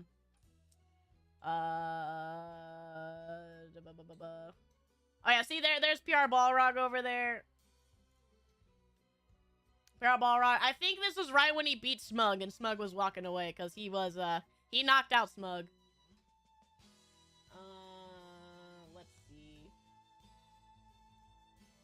So this is where I was sitting watching, this I think was top 64. So I was watching El Chicote versus, oh man, I don't remember who he was playing. This is the second time I accidentally snuck a picture of El Chicote. The first one was just like, here's the Street Fighter screen, but conveniently El Chicote was playing. El Chicote still. Oh yeah, I watched JDCR versus Arslan Ash. I did not expect the sweep so hard from Arslan. JDCR looks like he was not playing the same game at all. I felt really kind of disappointed. I want to see a comeback of like Ni and JDCR going to top 8s. But we haven't really seen them in a bit. But Arslan Ash swept him under the rug. JDCR looked like he didn't know what he was playing. It was crazy. It was crazy how good Arslan is. So good at the game. Have you tried Sajam Chipotle? I have not tried specifically Sajam Chipotle. I have tried Chipotle, though. Yeah, Arslan's Nina's crazy. The one thing that's, like, speaks on the character. So Nina, if I'm going to go on a quick tangent, Nina is a character, like, if you can pilot her at max level, she is probably one of, if not the best character in Tekken. And there is a reason why you don't see anybody else really playing Nina. It's because she's so hard to properly pilot. It's why you don't see many Reinas. It's because Reina also is, like, up there. She could be totally top 5. But she is so hard to pilot. She's harder to pilot maybe than Nina for Reina. That's why we saw so many Dragunovs. Dragunovs does so much damage and is so simple that you don't have to focus on much of what Dragunovs does.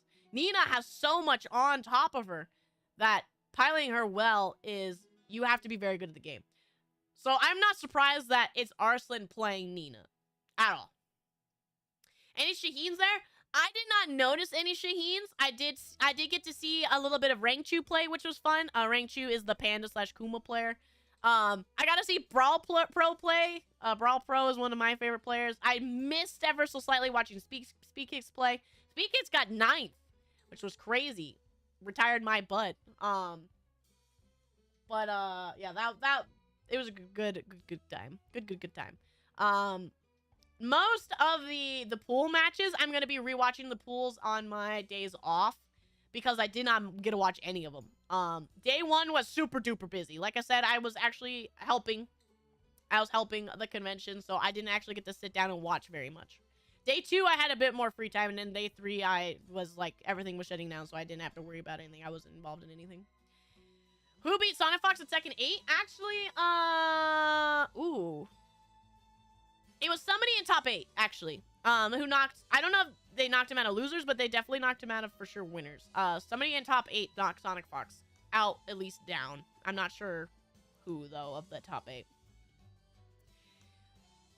After that, W was Shaheen. I was expecting popular boosted character. Glad it didn't happen. Could feel like an underdog.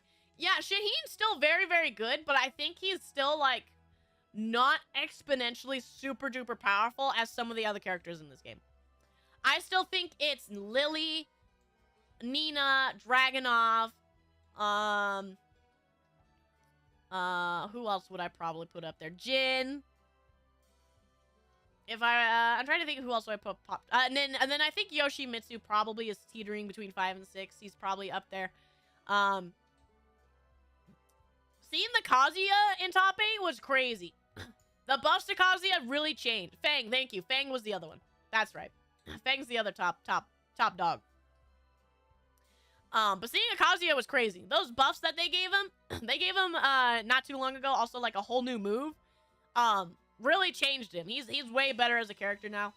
I don't think he's top tier at all, so it's actually very, very impressive that Kazuya got that far. That Kazuya died to the option select of crouch blocking so often. He lost like 5 of the rounds that he was playing from blocked hell sweeps purely. I know that's so king to the Kazuya Mishima game plan is the hell sweeps / electrics, but he was never really, I think he got 2 successful hell sweeps. I think he should have really like stopped, but because he did not get enough mileage from it. I do hope Kazmains won't cry anymore. He was not bad when the game came out. He was just kind of clunky. But I think now he's like in a perfect spot. I think Kazuya's completely fine. So the rest of my pictures are mainly just like booths and stuff that we'll see anyway. So let me scroll through here and see. Oh yeah, this was cute. I'll talk about this real quick. They had a lounge where everybody was lining up to play, and what you did was, as it says, Legends Lounge. You were put into a 2 out of 3 situation versus a pro in the game that we're on. So I saw Arslan Ash was playing in it for a little bit, and I saw Slash was playing in it for a little bit. Slash is the May player from Guilty Gear. So it was literally like they had scheduled pros that you got to try and beat. I don't know what you got out of it, but I thought that was really neat that you got to have that opportunity if you wanted to play a pro. So this was a cute little idea, this lounge. So it had the inside, it was like a fighting cage in there, and then on the back it had like bean bags for people to sit down and watch. It was very, very cute little area. I liked it a lot. Be cool if that Kazuya and Jin were in the grand finals. That would have been cool. That absolutely would have been fitting, because there was a Jin and there was a Kazuya in the top 8. But sadly they just weren't up to par. With all the Dragunovs. Despite how nerfed Dragunov is, he's still probably top 3. It's crazy.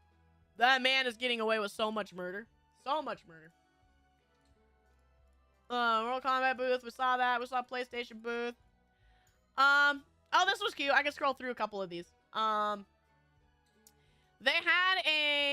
had a small museum of all the main promotional art and cover art for all the games that were there. So there was this wall of Capcom games.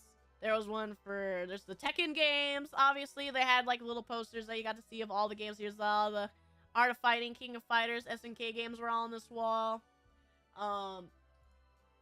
More Tekken key art stuff. More Street Fighter. There's the Third Strike main art. There's the main poster of 5 and 6. There were Darkstalkers. Here's the Guilty Gear art. Thank you, Lord and Savior Daisuke. Please make sure I have a better game. But there was Darkstalker art. The Capcom section like had all Capcom. The Guilty Gear section had all the Capcom Guilty Gear games. SNK section had all the SNK games. Like it had all the main posters from all of them. Was very, very cool. So here's all the more. Here's BlazBlue stuff. Hakumen right there. Yeah, it was super neat to see all this. But Oh yeah, Under Night was next. I didn't take a picture of all of it, but it was super cool to see all the museum of like fighting game key art. Basically, it was really really cool. No, the Capcom section had more. Yeah, I even have this one. I didn't show this one. I scrolled too fast. This one had like here's the Marvel vs. Capcom stuff. It had all of them. It had all of them. It's just some of them were not great pictures because it was reflective in some of these. So I have a couple more. Yeah, okay. I have a couple more. Couple more of the museum. More Final Fight stuff, I think. Rival schools, maybe. I can't quite see what these ones are down there. And then here's more Capcom stuff, Marvel vs. Capcom stuff on the rest of this. I think that's all the pictures I took. Yeah, that's the last of the pictures. The next one's just the Kwamba again. Yeah, was Rival Schools. I wish I was into Guilty Gear because artwork, yeah, specifically anything that's drawn by Daisuke, the guy who made Guilty Gear, is always beautiful artwork. I've been getting more into Guilty Gear recently. Not really Strive. I've actually fallen off of Strive a little bit. I'm hoping the updates gives me a little bit more willpower to play it. But, with, I've been playing a lot of Rev 2, and I've been playing specifically a lot of Plus R.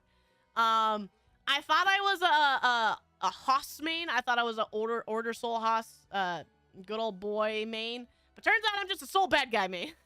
I'm a pure and simple Soul bad guy. Which makes me wonder if I would like him in Strive. Because Plus R obviously doesn't have Sin Kisuke. Sin Kisuke, actually. He's not in it. He didn't exist yet. So I had to figure out who I wanted to play. I thought I was going to play Order Soul, but I ended up I liked Soul himself better. We may try. I would love to play Plus R. So I will go into a tangent about it towards the end of the stream, but because I'm going to be having one more week not home, and I'm trying to take a portable setup with me through my laptop, I won't be able to stream. If I stream games and not just chatting, I have to play weaker games, older games. So I would totally be down to have a stream with like Plus R. Maybe I could play Third Strike, whatever, older games while I'm out of town. Definitely a thought that I've already come across. I still have to finish setting up my setup. Metal Slug? I'd be down to play some Metal Slug. Yeah, hop on Plus R, guys. So that is all the main pictures I have to show you. I have now just one video of the walkthrough. It's a little loud, so I have to watch how loud it is. So I tried to do a walk of the convention center. Hold on, is there a full screen button? Full screen. There we go. I tried to do a walkthrough so we could see it all, and then I have stuff for the finals and stuff that I took videos of. So here's like, I started over by like right when I walked through the main entryway. Sonic Fox is playing right now.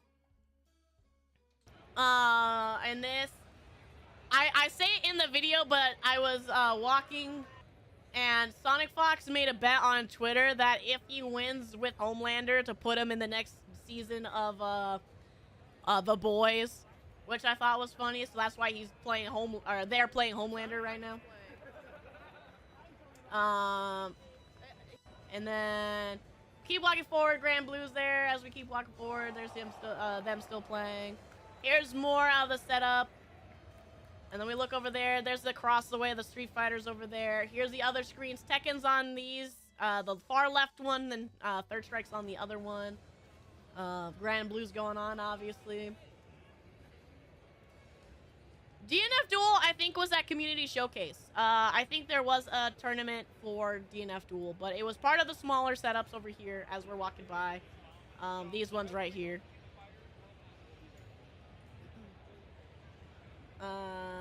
So yeah, this one, more Grand Blue, and then Community Showcase are all right here.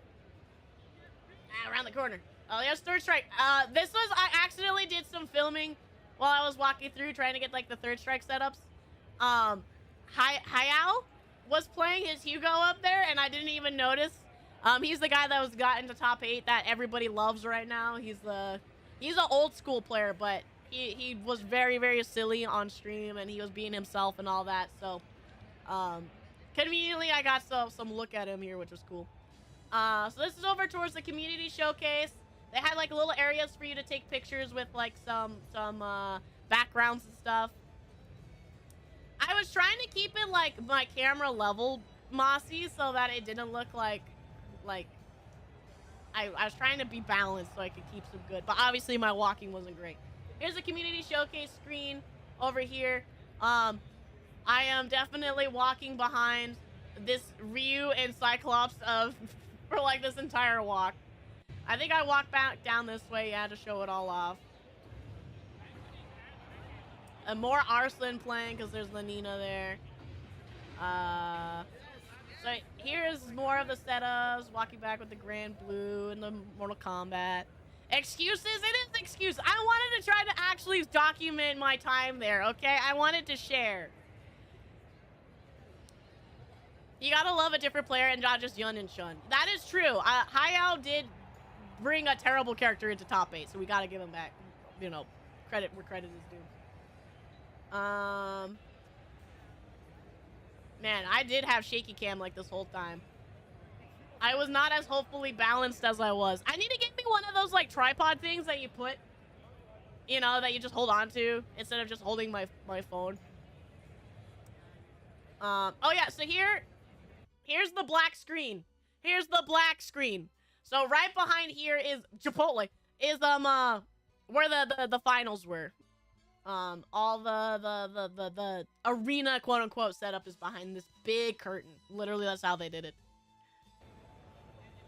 So I tried to walk some of the setups and see how it's all organized. Strive was on this corner. Third Strike, obviously, we saw was on the corner over towards that over there. And then it cut into Street Fighter was on the opposite corner, and then Tekken was in here. And then Grand Blue and Mortal Kombat we saw were on the far side that we walked by.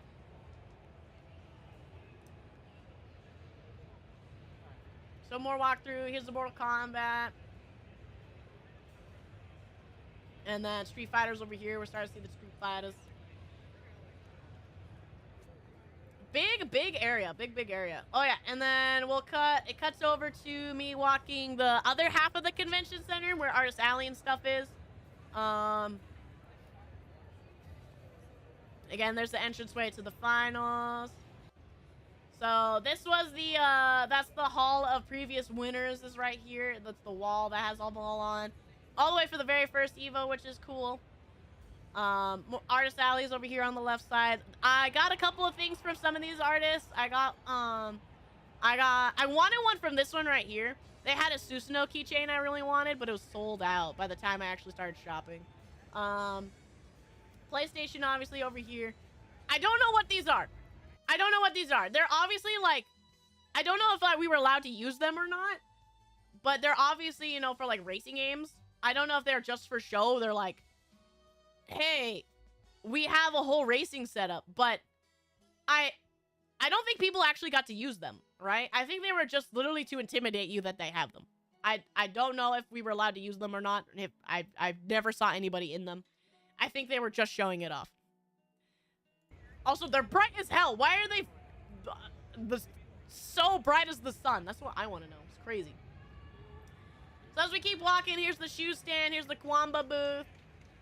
There's the Red Bull truck that was playing fighting game music from it. The main entranceway is right there. Here's the Pro Lounge right here, Legend Lounge. The other side, the corner that I kind of skipped over on the right side, this way. It had Omo Cat and then another artist. Oh, here's the Skull Girls booth. Oh yeah, there was a oh man, what is her name? She's the new character that came in the new battle pass. She has dust bunnies that she summons. I forget her name, but she had a really cool cosplay. I'm glad she got a little bit of a snippet in there. Yeah, that's the Omo Cat booth right there.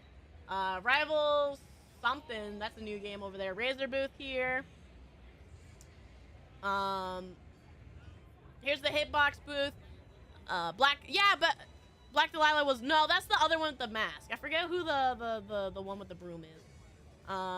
Here's also earlier at the Hitbox booth, Daigo was there. I started recording when he left.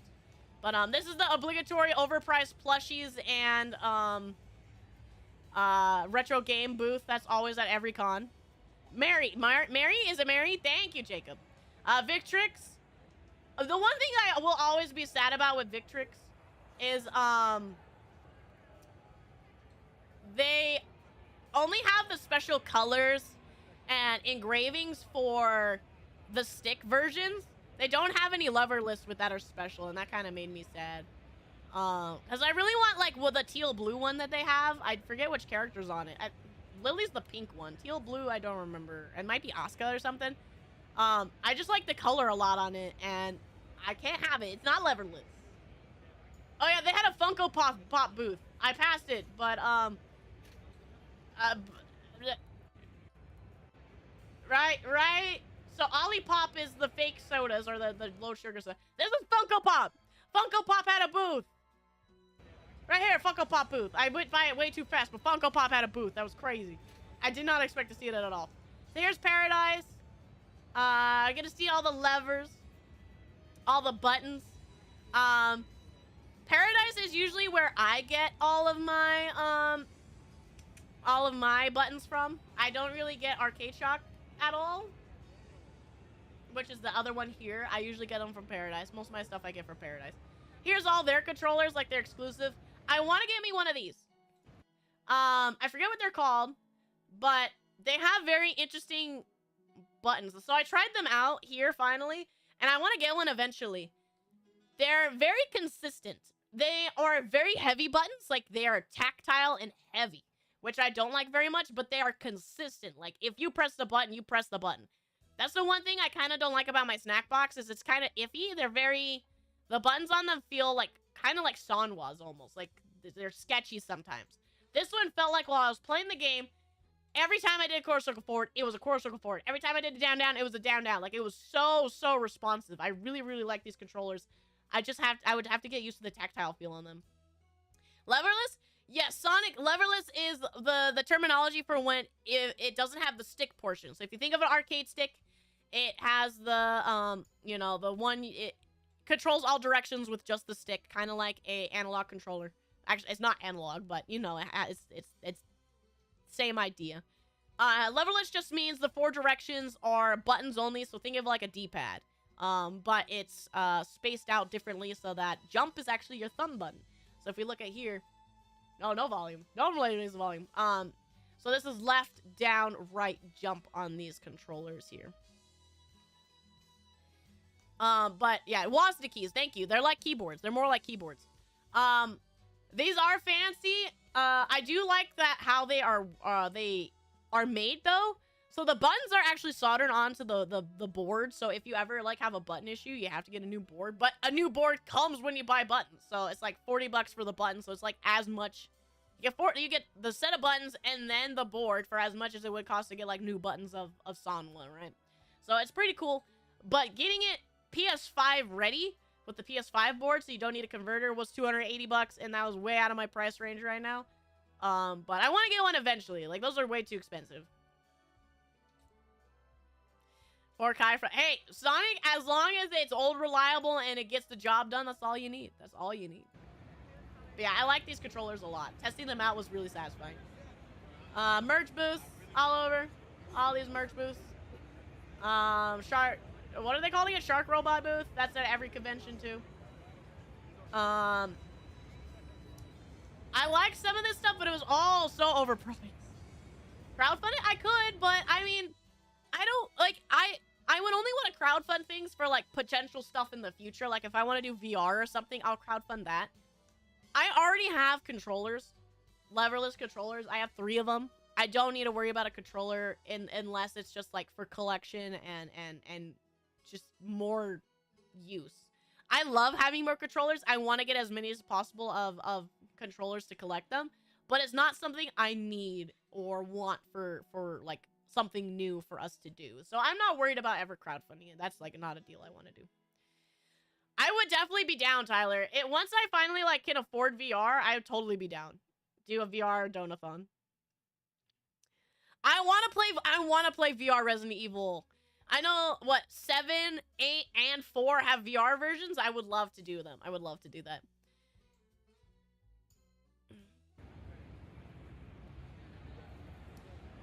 So here's more free play. Artist Alley keeps going this way. I don't know. Did I walk Artist Alley? Did I keep walking? Or did I loop around? I loop back around. So this is the back side of the more official merch of like games and stuff, the 100 booth. So here's a bit of the arcade. You can see this is like the rhythm games section. Here's the last bit of the arcade shock. So here's like the DDR sections and stuff. I don't know if people can notice any of the games they know. I don't know rhythm games very well, so you'll have to point them out if you notice any of them. Let's see. Yeah, more rhythm games. More rhythm games. Racy games. And then Crazy Taxis right here. This is the Crazy Taxi machines I played. And then here's these are all fighting game cabinets. All the white cabinets are fighting game. All of them are fighting games. All of them. All of them. Every single one of them. Sorry. Like I didn't walk them because there's just too many people, sadly, and I didn't want to walk through them. But here's a bullet hell game right here of some kind. Oh, here's the Project L arcade cabinets. They have actual cabinets. I'm sorry. Yeah, I ran into someone while I was recording. Ignore me. But here's the actual arcade cabinets. They are built-in stick only, so you can't plug in your controller if you wanted to play it. And then down here was like Guilty Gear, I think right. Tekken 5, 4, and 6 were all down there as well.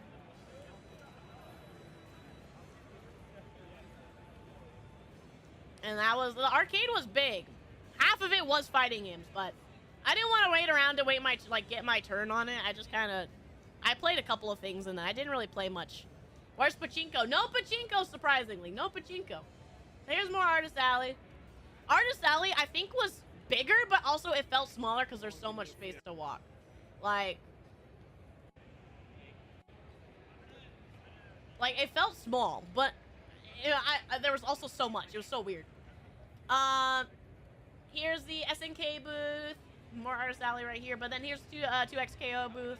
You see how big it is. Here's the Fatal Fury booth. There's where you get to take the picture. I wish Frosty's Cavalry Arcade was as big as Evo's.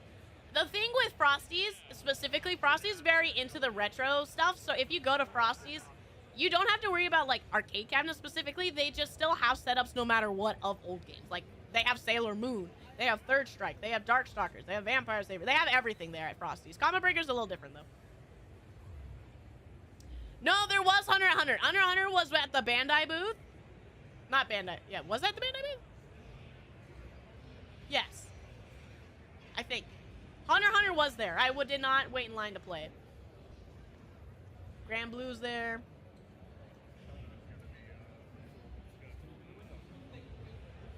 The Capcom booth. They were mainly had Capcom Fighting collection there, so I didn't really bother going to the Capcom booth this time. Did walk by while Dragon Ball FighterZ Finals was up. I think that's Wawa playing right now. Obviously we stand Dragon Ball. I love Dragon Ball. Yeah, so right as my camera turns. Turn me! Hurry up! Turn! Okay, so this is the Chipotle lounge right here. Over here is the Bandai Namco booth. With the Guilty Gear booth is where Hunter x Hunter was. And I didn't want to wait in line, but it's over there.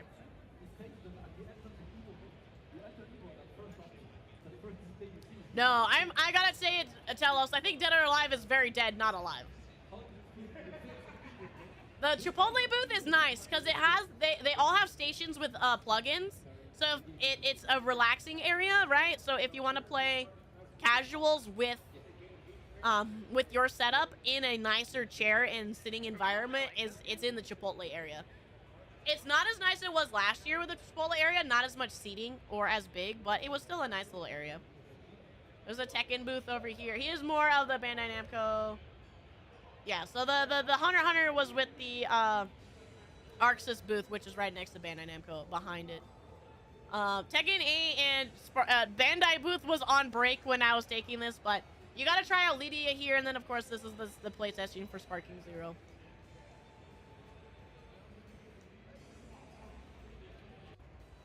More Artist Alley stuff back around.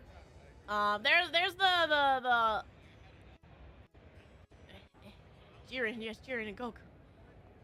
Merch. Here's the Arcade Stick Hall of Fame. That I did take an individual video of all the arcade sticks, which was cool. The merch was nice. I didn't get anything. It's too expensive. That's too expensive. Yeah, Eddie and Lydia are playable there. Arxis booth, like I said, is right there. And then I just finished up the loop, coming back around where I started. Here's all the little pictures, and then I ended walking over to the Evo area. So next is, here's the cut to the Hall of Famers. I was getting a lot of steps in. I want to try to get as much as my fault. I was being dramatic. Here's the Evo. Here's the cut. Here's where it has everybody. One thing I also like to remind people, right, you know, right here. You can't see it, but right here it says Daigo Guilty Gear XX. Just so you know, before Street Fighter, he popped off. He was always playing Street Fighter, but he was also a Guilty Gear player. Just gotta point that out. Excuse me a bit. And then we have everybody else. The one thing I will say is there's gonna be a name crossed out. We won't acknowledge anything about it. We're gonna move on. We already know who it is. But has everyone. Hungry Box, Tokido, JDCR, Low High. I like that it skips as well, because 220, it just did not, you know, there wasn't one that year, obviously. Yeah, I did, Tyler. I was there, I did all my recording mostly on day 2, so that I was, you know, able to go around people. Because at this point, if they weren't up watching the finals, they were watching at least pools. So this area was a lot more, like, walkable. So here's the Stick Hall of Fame right after it. Goichi, we love Goichi. Ikari. Also, I really need to watch the match that Leffen got knocked out in. I heard that was a very fun match. So all the Stick Hall of Fame, they have all the old sticks, all the Evo exclusive, all the champion sticks for getting first place. Prototypes and all that of all these sticks from, like, PlayStation 2. There's the Dreamcast stick, PlayStation 2 sticks. There's some Mad Cat boys. We love Mad Cat sticks. See, here's all the exclusive ones. They only have them in lever. Oh, it's a King of Fighters stick. I want that color so bad. Oh, and here's the original leverless Hitbox and Smashbox history here. Alright, so that's where that ends, and then I finally went to the finals. So we're gonna cut through and skip through and see some of the finals that we gotta watch. So first off, I got to watch the Third Strike. Third Strike finals was the closest I got to be to the stage, so I'm only about 3 rows back, so I'm very, very close. Yeah, Jacko won, which was super cool. Jacko's like a solid, like, A- like, character, and the factor that that's what won Evo was actually pretty hype. Mad Cats is still making stuff, for sure. Mad Cats has not died yet. They're not as prevalent, but they have not died.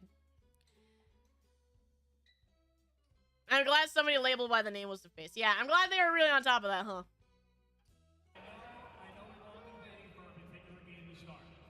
Oh yeah, Third Strike started like an hour and a half late. They were having technical difficulties, so it took forever. I did notice, Trunks, that there were not as many fight sticks in the Hall of Fame as there was the year prior. There was, the year prior, there were two walkways. But, that time there was only one wall. So this was the announcement of the, the fighting game awards, basically. So they talking about letting in you know, acknowledging people who are impactful to the fighting game community. I wonder who the first 2 people are gonna be. Who would have thought? I did. I got to watch all of it live, David. I didn't record all of the matches. I only recorded resets or the final games. So that's the only video I got of these matches. But I did watch the splits live. I watched all of it live. Which is funny, when I went back and I watched the feed of the actual game, they didn't cut immediately to Niho, so Niho was already doing stuff before they cut. So you missed like so much of him doing like jumping around the stage, doing splits, lifting his leg in the air. He was doing so much more than you got to see on the live stream. But yeah, so this is the first EVO Awards. This is what I think the LA event's gonna be about, is to go and see people like Justin and Daigo, and all those kind of influencers since the beginning get awards. I think that's what the LA event is. Yeah, so it was Justin, and then of course we can't forget about number 2. Well, he's number 2. He lost. We all know who the real winner is with Third Strike, and that is good old. We love you, Justin.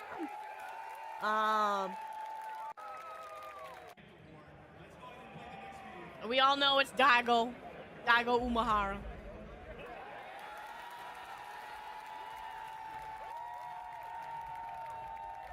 The one thing I do feel kind of bad for with Daigo is that man looks so tired. Every time I saw him walking around the venue or at the hitbox booth, whatever, it looked like that man needed to take a nap. I felt kind of bad for him. He needed to go to bed. He's just looking exhausted. That man's getting too old. Number 2 on Third Strike, but number 1 on Marvel 2. True. He is in his 50s. My man needs to take a nap. He's just like, ah, man, I'm tired. He needs his eye drops. He needs to have his eye drops out there. You know, because Daigo and Taquito both have their sponsored eye drops. Daigo. So yeah, we gotta watch the first little award ceremony. Very sweet, very sweet.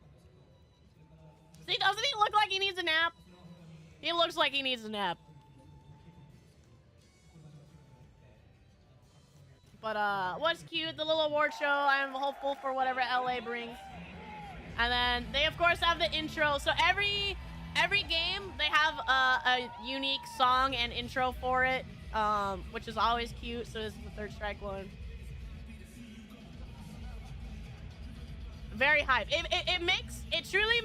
I'm glad that Evo does this, and I'm glad that CEO is starting to do it too with their music. And I hope like Combo Breaker and maybe Frosty does it too, because it adds a lot of hype. It adds so much hype to the top 6 it is here. So I'm hopeful. I'm hopeful that this will continue to like the production value continues to go up in these games. Third Strike chapter will be. So let's see. Third Strike. Person that edited this deserves spread. Yeah, the editing on all these are so cool. And then I think I recorded all the way to the top 8, all getting on stage. Just see it, Niho. He's being a silly boy already. What a star, what a gem. Also, Mob's indulging him too, which I like a lot. But he is a character. I appreciate Niho a lot. He's still standing there. He's still like the whole time. Also, you gotta admire Niho's picture right here. That man knows how to pose. He knows how to pose. So that is the start of Third Strike, which was very fun, very hype. And then I got the award ceremony. I think I might have forgot to, I think I didn't record the reset, did I? That's Mauve winning. Did I record the reset? I didn't. No, I missed it. That sucks. I thought I recorded the final match, but I guess I did not for third strike. I feel stupid. I like getting the crowd's reaction, but this was the award ceremony. He's still being a weirdo over here. Always appreciate it. But I did get Rev's finals. Oh yeah, I tried to walk the stage. When everybody left, I tried to show what the stage looked like. So that's right after this.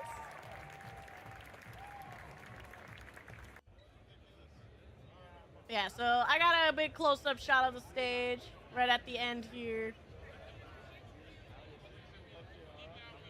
This is the closest I get to be before day 2. And then this is the whole arena. So it's kind of surprising, like that arena fit only like a fifth of how many people showed up to Evo. Like this did not fit everyone. Not enough room. There's only like 3 bleacher like stadium stands, and then there's like 5 sections of chairs. Like there was not enough room at all here. Like at all. It sucked. I got the reset for Rev 2, which is fun. Oh yeah, here I got the final reset for Strive, which is fun.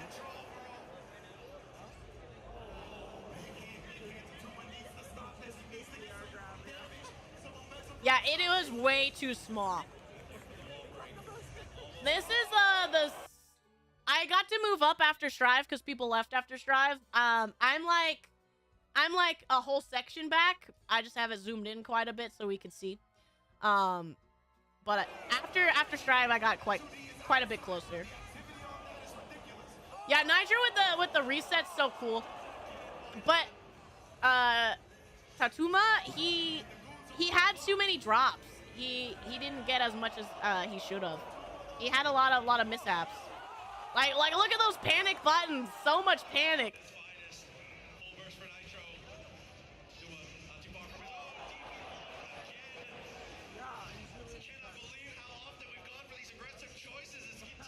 But the Jacko play is interesting. I wonder if he picked Jacko specifically as like a soul counter. Because he's normally a Giovanna main. And there you go, the reset. The crowd hype is such its own uniqueness. I try to get some of the crowd, but look at that. Look at it. It's so. We love underdog stories. We love resets. So here's the finals. Everybody start standing up. Final round. Final game, final round. I'm terrible at recording. There we go. I fix it. Who was in it that played Zato? No one. The RC cancel saved himself. It froze. Why did my camera freeze? Did you see the chair incident for Strive Finals? No? Chair incident? What's the chair incident? Oh, the minions! The minions! So good. I wonder, I want to know, like, I need to see what he says on Twitter or something. I want to know the reason why he picked Jacko specifically. He did something that, like, the Jacko mates could not do. Oh, yeah. Okay, so I got the crowd reaction. Yummy. Oh, gross. No. Ew. I'm so glad I did not see that. I didn't want to know that happened. Twitter will answer you. Oh, my goodness. Gross. But I got their reaction to the Tekken trailer, obviously. So we'll get to see the crowd excitement for... I was talking to the person next to me. I was like, what if it's just Akuma again? Wouldn't that be funny? And for a second there, I thought it might be with all the iconography, but then it quickly was not. So here's the crowd's reaction to Heihachi. I'm not the only one recording, obviously. What if it's Akuma again? There you hear me say, what if it's Akuma again?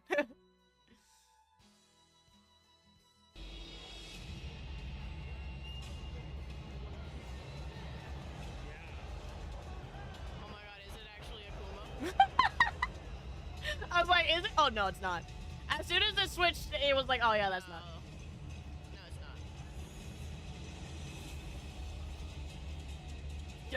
not. Oh, story trailer.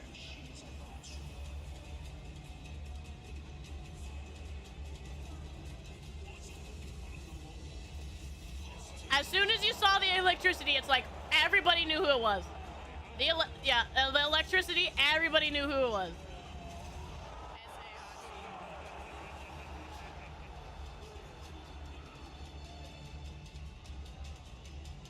Yeah, Harada's a huge liar, but he had to keep it a secret.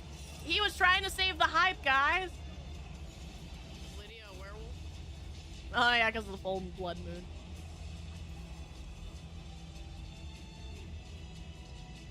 Yeah, he was totally 100% dead. 101% dead.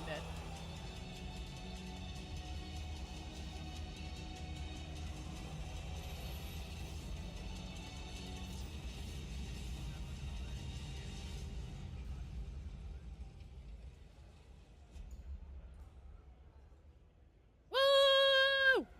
Everybody knew it's the fire, it's the explosion, it's him! Why is he young, though? Why is he younger? Everybody's so excited. Of course they couldn't keep him dead. Everybody's standing up for this thing. And the dude behind me, are you for real? So funny. Yeah, so funny. That was a funny time.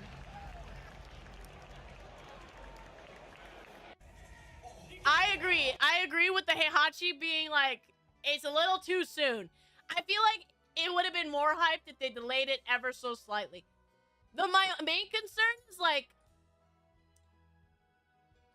Reina was built up to be the successor, right? Like, she is the other child, and she has similar movesets. She has, you know, her playstyle is more way different than a lot of Mishima's, but she was built up to be the successor. So it's interesting that they didn't let Reina rock for a little bit, especially with how popular she is before they brought out Heihachi. I feel like Reina now is gonna disappear almost, if you understand. Like, it's interesting.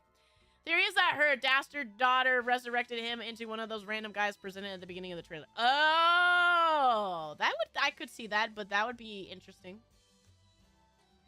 With the magical technology they have in Tekken, I could see it. But also, if they did it with one of the guys at the beginning of the trailer, how did they get, like, specifically the identical features of him? How did they make him? There's a lot of questions here. There's a lot of questions. So here's the final game for Tekken. When Atif switched over to Feng.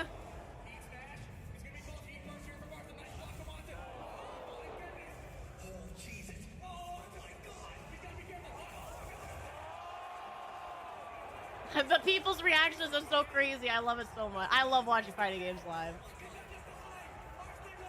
I'm just surprised he risked, like, this parry. He should have done a tornado into Rage Art, but or like something, but he did. He should have done just immediate tornado into Rage Art. I think he would have won, but he did it for the wall, and I think he thought the wall was gonna kill. But he risked it with that low, and he got wall rising forward. Crazy. Commentators are always so hype. I love, you know, Tasty Steve always has a great time with Tekken. Good as Tekken. Oh yeah, here's the Street Fighter one. Hi, Eduardo. I want to be there. David, it was so fun. You have no idea. Oh yeah, here's the other trailer of the other blonde boy. I want to commentate so bad, Tyler. I really want to start doing it.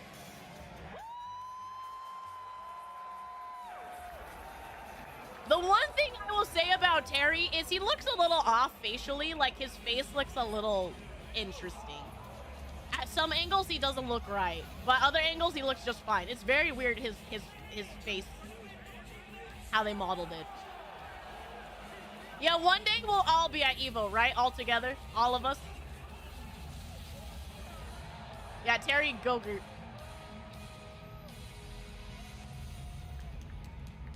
But yeah, I'm still hyped for Terry. I'm hoping with the fact that I have a falling out with Street Fighter right now that Terry will bring it back, especially because I thought he was a lot of fun to play in Fatal Fury. Woo, Terry! Also, he's coming in autumn, so that means he's actually not that far away. So I feel like I can just like take a breather before worrying about Street Fighter and then jump back into it when the patch comes out. Because I genuinely had like, so when I was at Evo and I played some Street Fighter, I just played Luke. I played a little tiny bit of Chun-Li because I do like having a Chun-Li and playing her. She's always still fun to me. She was my first fighting game character ever, so she's always there in my heart. But I tried playing Luke, and I do not really like his combo routes very much now. I like I like the emphasis on his heavy buttons now. His standing heavy kick and his standing heavy punch emphasis I like a lot. But his routing, I don't like very much. I don't know. It feels like because the knuckles aren't prevalent anymore. They were boring to watch, I will give you that, but the execution was always there because every single knuckle has a different frame. You have to get it to get perfect. So playing Luke felt good to get like the 3-knuckle combo. But he doesn't do the 3-knuckle combo anymore because knuckles have huge scaling and there's no point. So you usually just do like the medium and then do like tackle or into like a juggle into drive rush to get him to the corner. You want to do the wall carry. So his routing and stuff is different, and it feels like they took away some of his main identity that he had, and his base like idea combo structure is gone, in my opinion, of what felt right. So he feels like a different character almost to me. So I'm having a fallout with Luke, and I don't know. I'm hoping Terry maybe will be something. I'm still a Luke main because he's who I have the time in and who I know, but none of the other characters really vibe with me either, except for maybe Chun-Li. So. I don't know. I have to really think about it. I think when Terry comes out, I'll start playing more Street Fighter to put in time. I think right now I'm gonna stick with Tekken until Tekken, and I'll probably be playing plenty of Plus R still. Until Terry comes out, probably. You have taken the I thought Ed was gonna be my new main. I love Ed. I love Ed so much. But as much as time I put into researching him, I made a whole doc of how to understand his character. I put in so much time with him when he came out, and I just decided that he just doesn't mesh as well as I thought he could have meshed. He just was not the character for me, and it made me a little sad, but I'm not an Ed main. Characters don't speak to me. Yeah, Cloudy, that's the hardest thing, is like the roster doesn't really speak to me. Which is why I'm with the tangent that I had at the beginning of the stream of, I wish it wasn't guest characters. I just wish it was other Street Fighter characters. So here's the final match, final game of Street Fighter 6 here. Punk making a huge mistake there, but Big Bird trying to really keep his drive gauge up. Punk ran out, but he's trying to do these special moves, trying to get that drive gauge ran out. But this match specifically, running out of that drive gauge and making him so vulnerable is what lost him a couple of games in the rounds. In this fight with Big Bird, he burned himself out actually a surprising amount of times.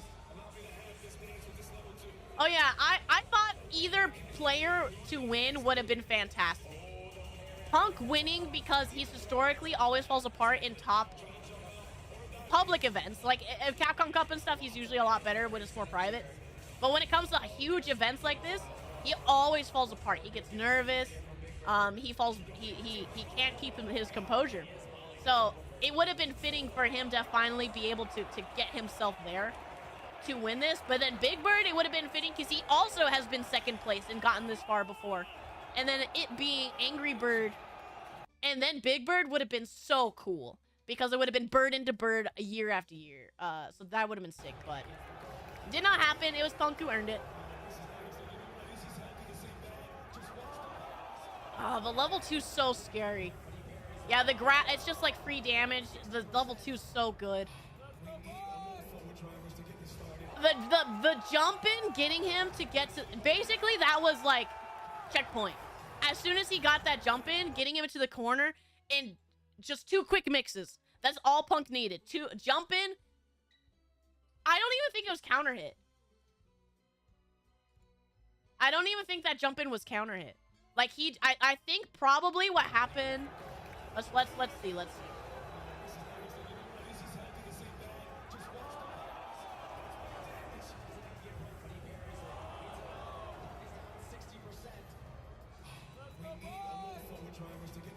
Yeah, it wasn't counter hit. It was not counter hit. So I'm not sure what Big Bird was trying to do. Maybe just he walked forward at the same frame or something, because it was not counter hit. It was just a raw hit. Because at least if he was trying to do like, actually there could have been a chance he maybe tried to DP it, and maybe missed the window or something. If he would have tried to DP it with Rashid, I don't know if people entirely know, but Rashid has a wonky DP, invincible reversal that it's invincible awkwardly. It's a very awkward one, so I don't know if he was trying to wait for the time that he could get it so that it actually worked as an anti-air DP or what. But it was not counter hit, so I'm not sure if it was like false input. It could have been so much. I don't know what it could have been. But for Big Bird to just get jumped in point blank, there's definitely something there, right? But this was like win condition. No meter from Rashid, from Big Bird. In the corner, he just needed two proper mix-ups, 3 bars, and he got it. And it was just a steamroll, impressive steamroll from here. Last mix-up here. Blow forward into the drive rush. As soon as that health bar turned yellow, he won. Because level 3 is a guaranteed kill once the health bars turn yellow. And I find that funny. I thought it earlier too. There were some fights earlier where the health bar, I was trying to get like the cheering crowd, but I kept fumbling my phone. But yeah, there were some fights where everybody was like, oh, I don't know, is it gonna kill? But it was the health bar was in yellow. Level 3 always kills when it's in yellow. But super hype. I'm super happy for Punk. He's been playing these games for so long, and he absolutely earned it. Absolutely earned it. It was a little sad to see Big Bird be like, oh, this one really sucks on Twitter, like I tried hard or whatever. It would have been really cool, like I said, if it went Bird, then Bird, you know, Angry Bird, then Big Bird for Evo, one after another, but we got what we got, and I'm still very proud and very happy for Punk. For all the smack talking he does, he definitely earns most of it, you know. And the genuine love and then, like, willpower that people have with these games is just it always just warms your heart, right? Punk, right after, as soon as he stood up, his jaw was shaking, he was tearing up, he was all over the place. Very heartwarming to see, like, the amount of people put into this game. And not only that, while I was exiting the venue and leaving, as Punk was coming down the hallway from the arena by himself, him and like a buddy helping him carry his winnings, right? The entire convention was going Punk. It was very heartwarming. This is, like, sports are one thing, but this is, like, its own unique sport. Esports, even themselves, like I always say, it's team games, right? And there's just so much skill and willpower and like, what would the word be? Responsibility in a player in fighting games because it's solo, that I think it is so much cooler than like other esports titles, because it just weighs on one person. It is one person versus one person. It's such a much more intimate esports, and I love it so much because of that. And really, every time a major happens, whether it's Combo Breaker, Evo, Evo Japan, Texas Showdown, whatever, it always just warms my heart because it's just it's what it's all about, right? Just the spirit. And it makes me so happy. That's the fact of life. You win some, you lose some, and I'm gonna go on Olympus say Punk deserves it. I think Punk deserves it wholeheartedly. I think him and Big Bird both would have deserved it either way. But Punk, absolutely. Punk has been at the top for so long and unable to close it out because he crumbles, right? And to see him finally persevere through his own shortcomings is incredible to see. Like you feel like a proud parent almost to see Punk win. Honestly, just read for Punk because he's funny. But Punk is funny. That is also true. That is fair. That's why I watch boxing. That is why I also like fighting sports way more than like football, soccer, and any sort of team game are like they're okay. Hockey is more fun because there's fighting and it's more brutal of a sport. But when it comes to one-on-one things, way more fun. Way more fun. That's part of the appeal of MMA boxing time. Yeah, I love fighting. I love martial sports in general. Oh, I just found out armored MMA is a thing. Armored MMA, yes. I also know that's a thing. It's also we all know that probably slap fighting's catching on a lot recently. There's also still sword fighting and stuff out there too. Like all these one-on-one sports are so cool. But yeah, guys, that was my Evo trip. I hope you guys had fun as I talked about my trip here and all the fun things. I just love fighting games, and I'm always excited to talk about them. I'm excited for when I finally get this one last job done while I'm out of town, so I can finally play games with you guys like full-heartedly, put in some time. Bring back the fighting games, bring back everything we got here, as well as the lineup that I have for games that we're going to be getting into around the corner. No Niho news? What do you mean no Niho news? Niho was with me. Niho went with me. Niho actually went in and actually competed.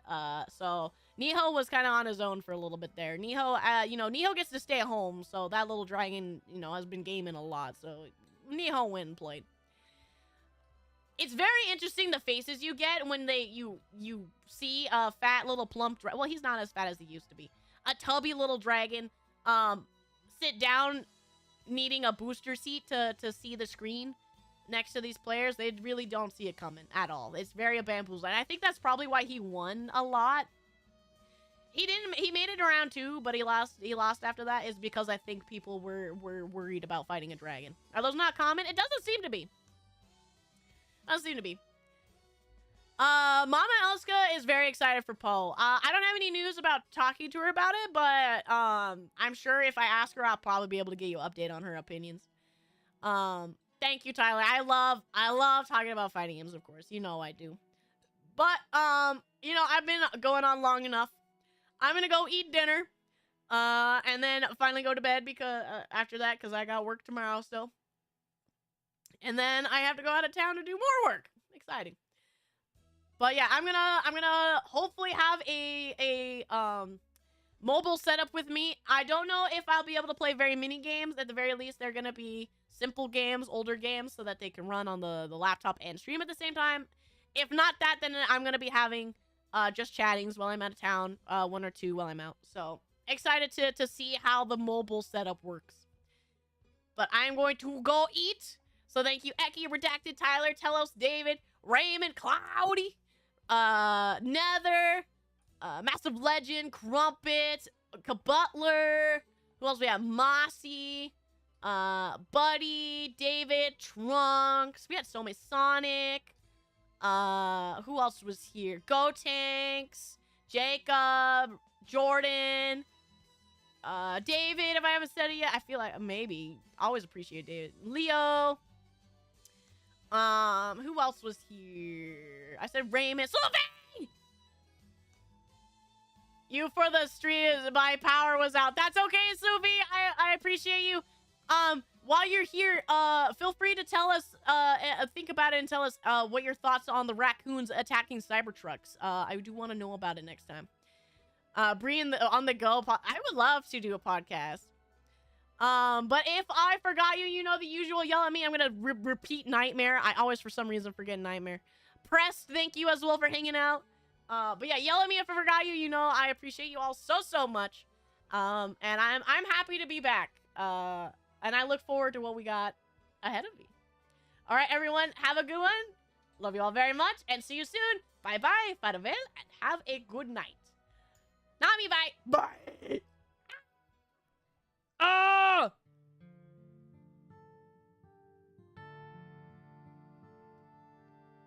Ooh ee ooh ting ting walla walla bing bing. Ooh ee ooh ting ting walla walla bing bing.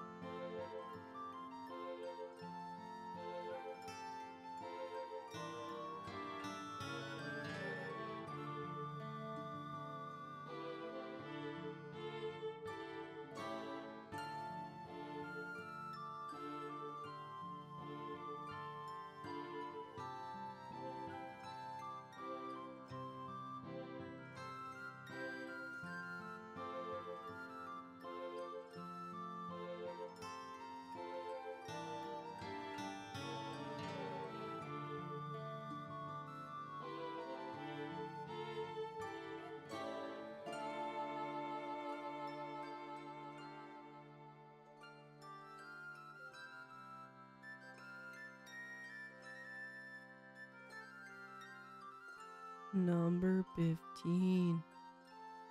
Burger being put badass.